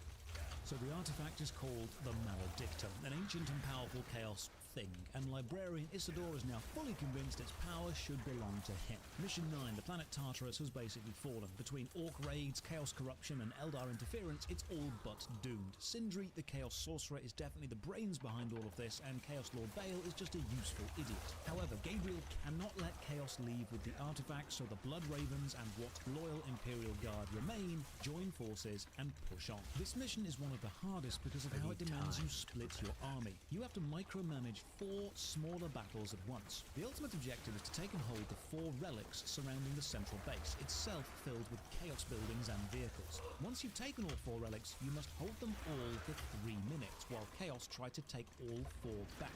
One of the saving graces here, though, is you start the mission with a battalion of Imperial Guard troops and 8 tanks, which start damaged but slowly regain health over time. The enemy, unfortunately, now have chaos commanders, characters of their own, and horrors, chaos demons immune to morale damage. But the worst of the enemy arsenal are the Obliterators, the chaos equivalent of our Terminators. Super tough, good at range, better at melee. They are a hard counter to our infantry, so you will need dreadnoughts. An interesting mechanic here, though. If you take all 4 relics, then the 3-minute timer begins. If you lose a relic during this time, the timer ends. Now, when you take it back, you'd expect the timer to start again, but no, it actually carries on from where it was. So it's a total of hold for 3 minutes, but not all in a single go. After 3 minutes, Chaos Sorcerer Sindri finally shows his true colors, and we get an actual emotional, heartfelt line from Gabriel to Isidore. Sindri! Sindri! Lord Bale. The ritual failed to break the protective seal guarding the stone. But then, I already anticipated it would not hold. In fact, I counted on it. We require a larger sacrifice. I need time. It is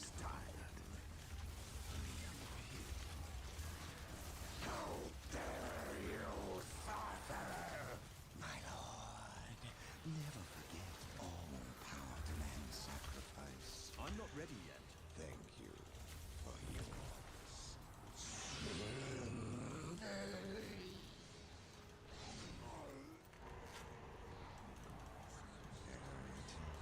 As I promised, yours for the taking.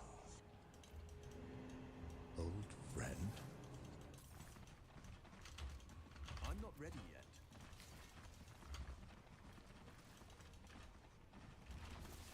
That single line, old friend, that stings. Gabriel had so much mutual respect for Librarian Isidore, and now the corruption of chaos has taken it all away. Gabriel Angelos ordered an exterminatus on his own planet because he knew it was the right thing to do, and now he has to kill his oldest friend. That's hard. I'd seen the power of the librarians and their neophytes, but none wielded the kind of raw power, ability, and will that Isidore possessed. He was truly a great man. He will be missed. Now I go to destroy the traitorous individual who inhabits Isidore's form. Emperor, give me strength. Make ready. We have wasted enough time and suffered for it. Agreed. But we know nothing of our enemy or his intentions. Bale was someone's pawn. Sindri, he called him. Sindri is not my concern. Isidore is. I'm not ready. He has fallen, and he will find me at his doorstep. Now you know the full weight of my original concerns. I must admit, I was surprised that it was Isidore who succumbed. I know. I'm not You ready yet. suspected me. It takes either steel or rot to willingly condemn your own Da work. se obrijem. Your very Da family. pojedem nešto pre posla. I sense the seed of chaos in your midst. Evo ja uzeo And you seemed to Kupus. to uncover its splendid secrets. Jer But kupus, I brale. was so the taint stemmed from you that I failed to notice its true source in Isidore. I was wrong. You allowed me to take the stone. I'm not ready You were yet. true to your word. For that, you are a fool. Lord Bale was likewise foolish in believing me defenseless. I need time. Make it stop! Please! You cannot abandon me now! Oh, but I can. You will never harm another So, at least I could comfort you. Now, prove yourself worthy. Go, spill the blood of those who were your brothers. Spill the blood. Blood for the blood god. While Isidore's intentions may have been pure, chaos always corrupts, so the mission is simple. Hunt down and destroy all chaos units, including confronting and killing Librarian Isidore. This is made more challenging by the greater demon you'll encounter halfway through, but check this out. If Gabriel is in melee combat with the demon when you kill it, you'll get a unique melee kill animation, where he climbs it, slices its neck, and then crushes its head on the ground, which is very satisfying. This mission drags toward its end because it's a huge map and you need to clear all of it, and the final confrontation with Isidore is honestly quite anticlimactic. He does try to fight back, but is super easy to kill. He doesn't use any of his librarian powers or any new chaos powers, and after beating him in the game, Gabriel confronts him in a cutscene. Of all my brothers.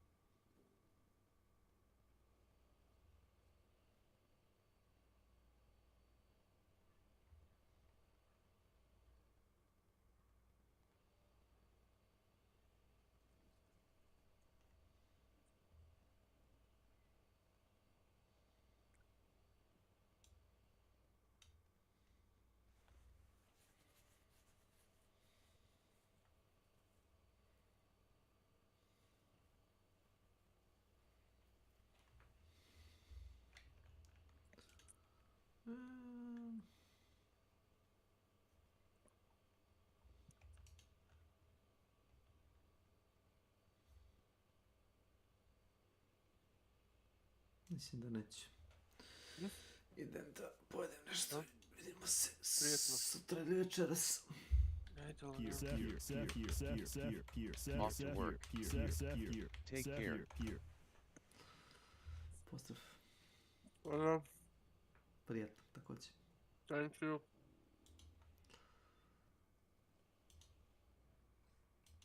Sorry,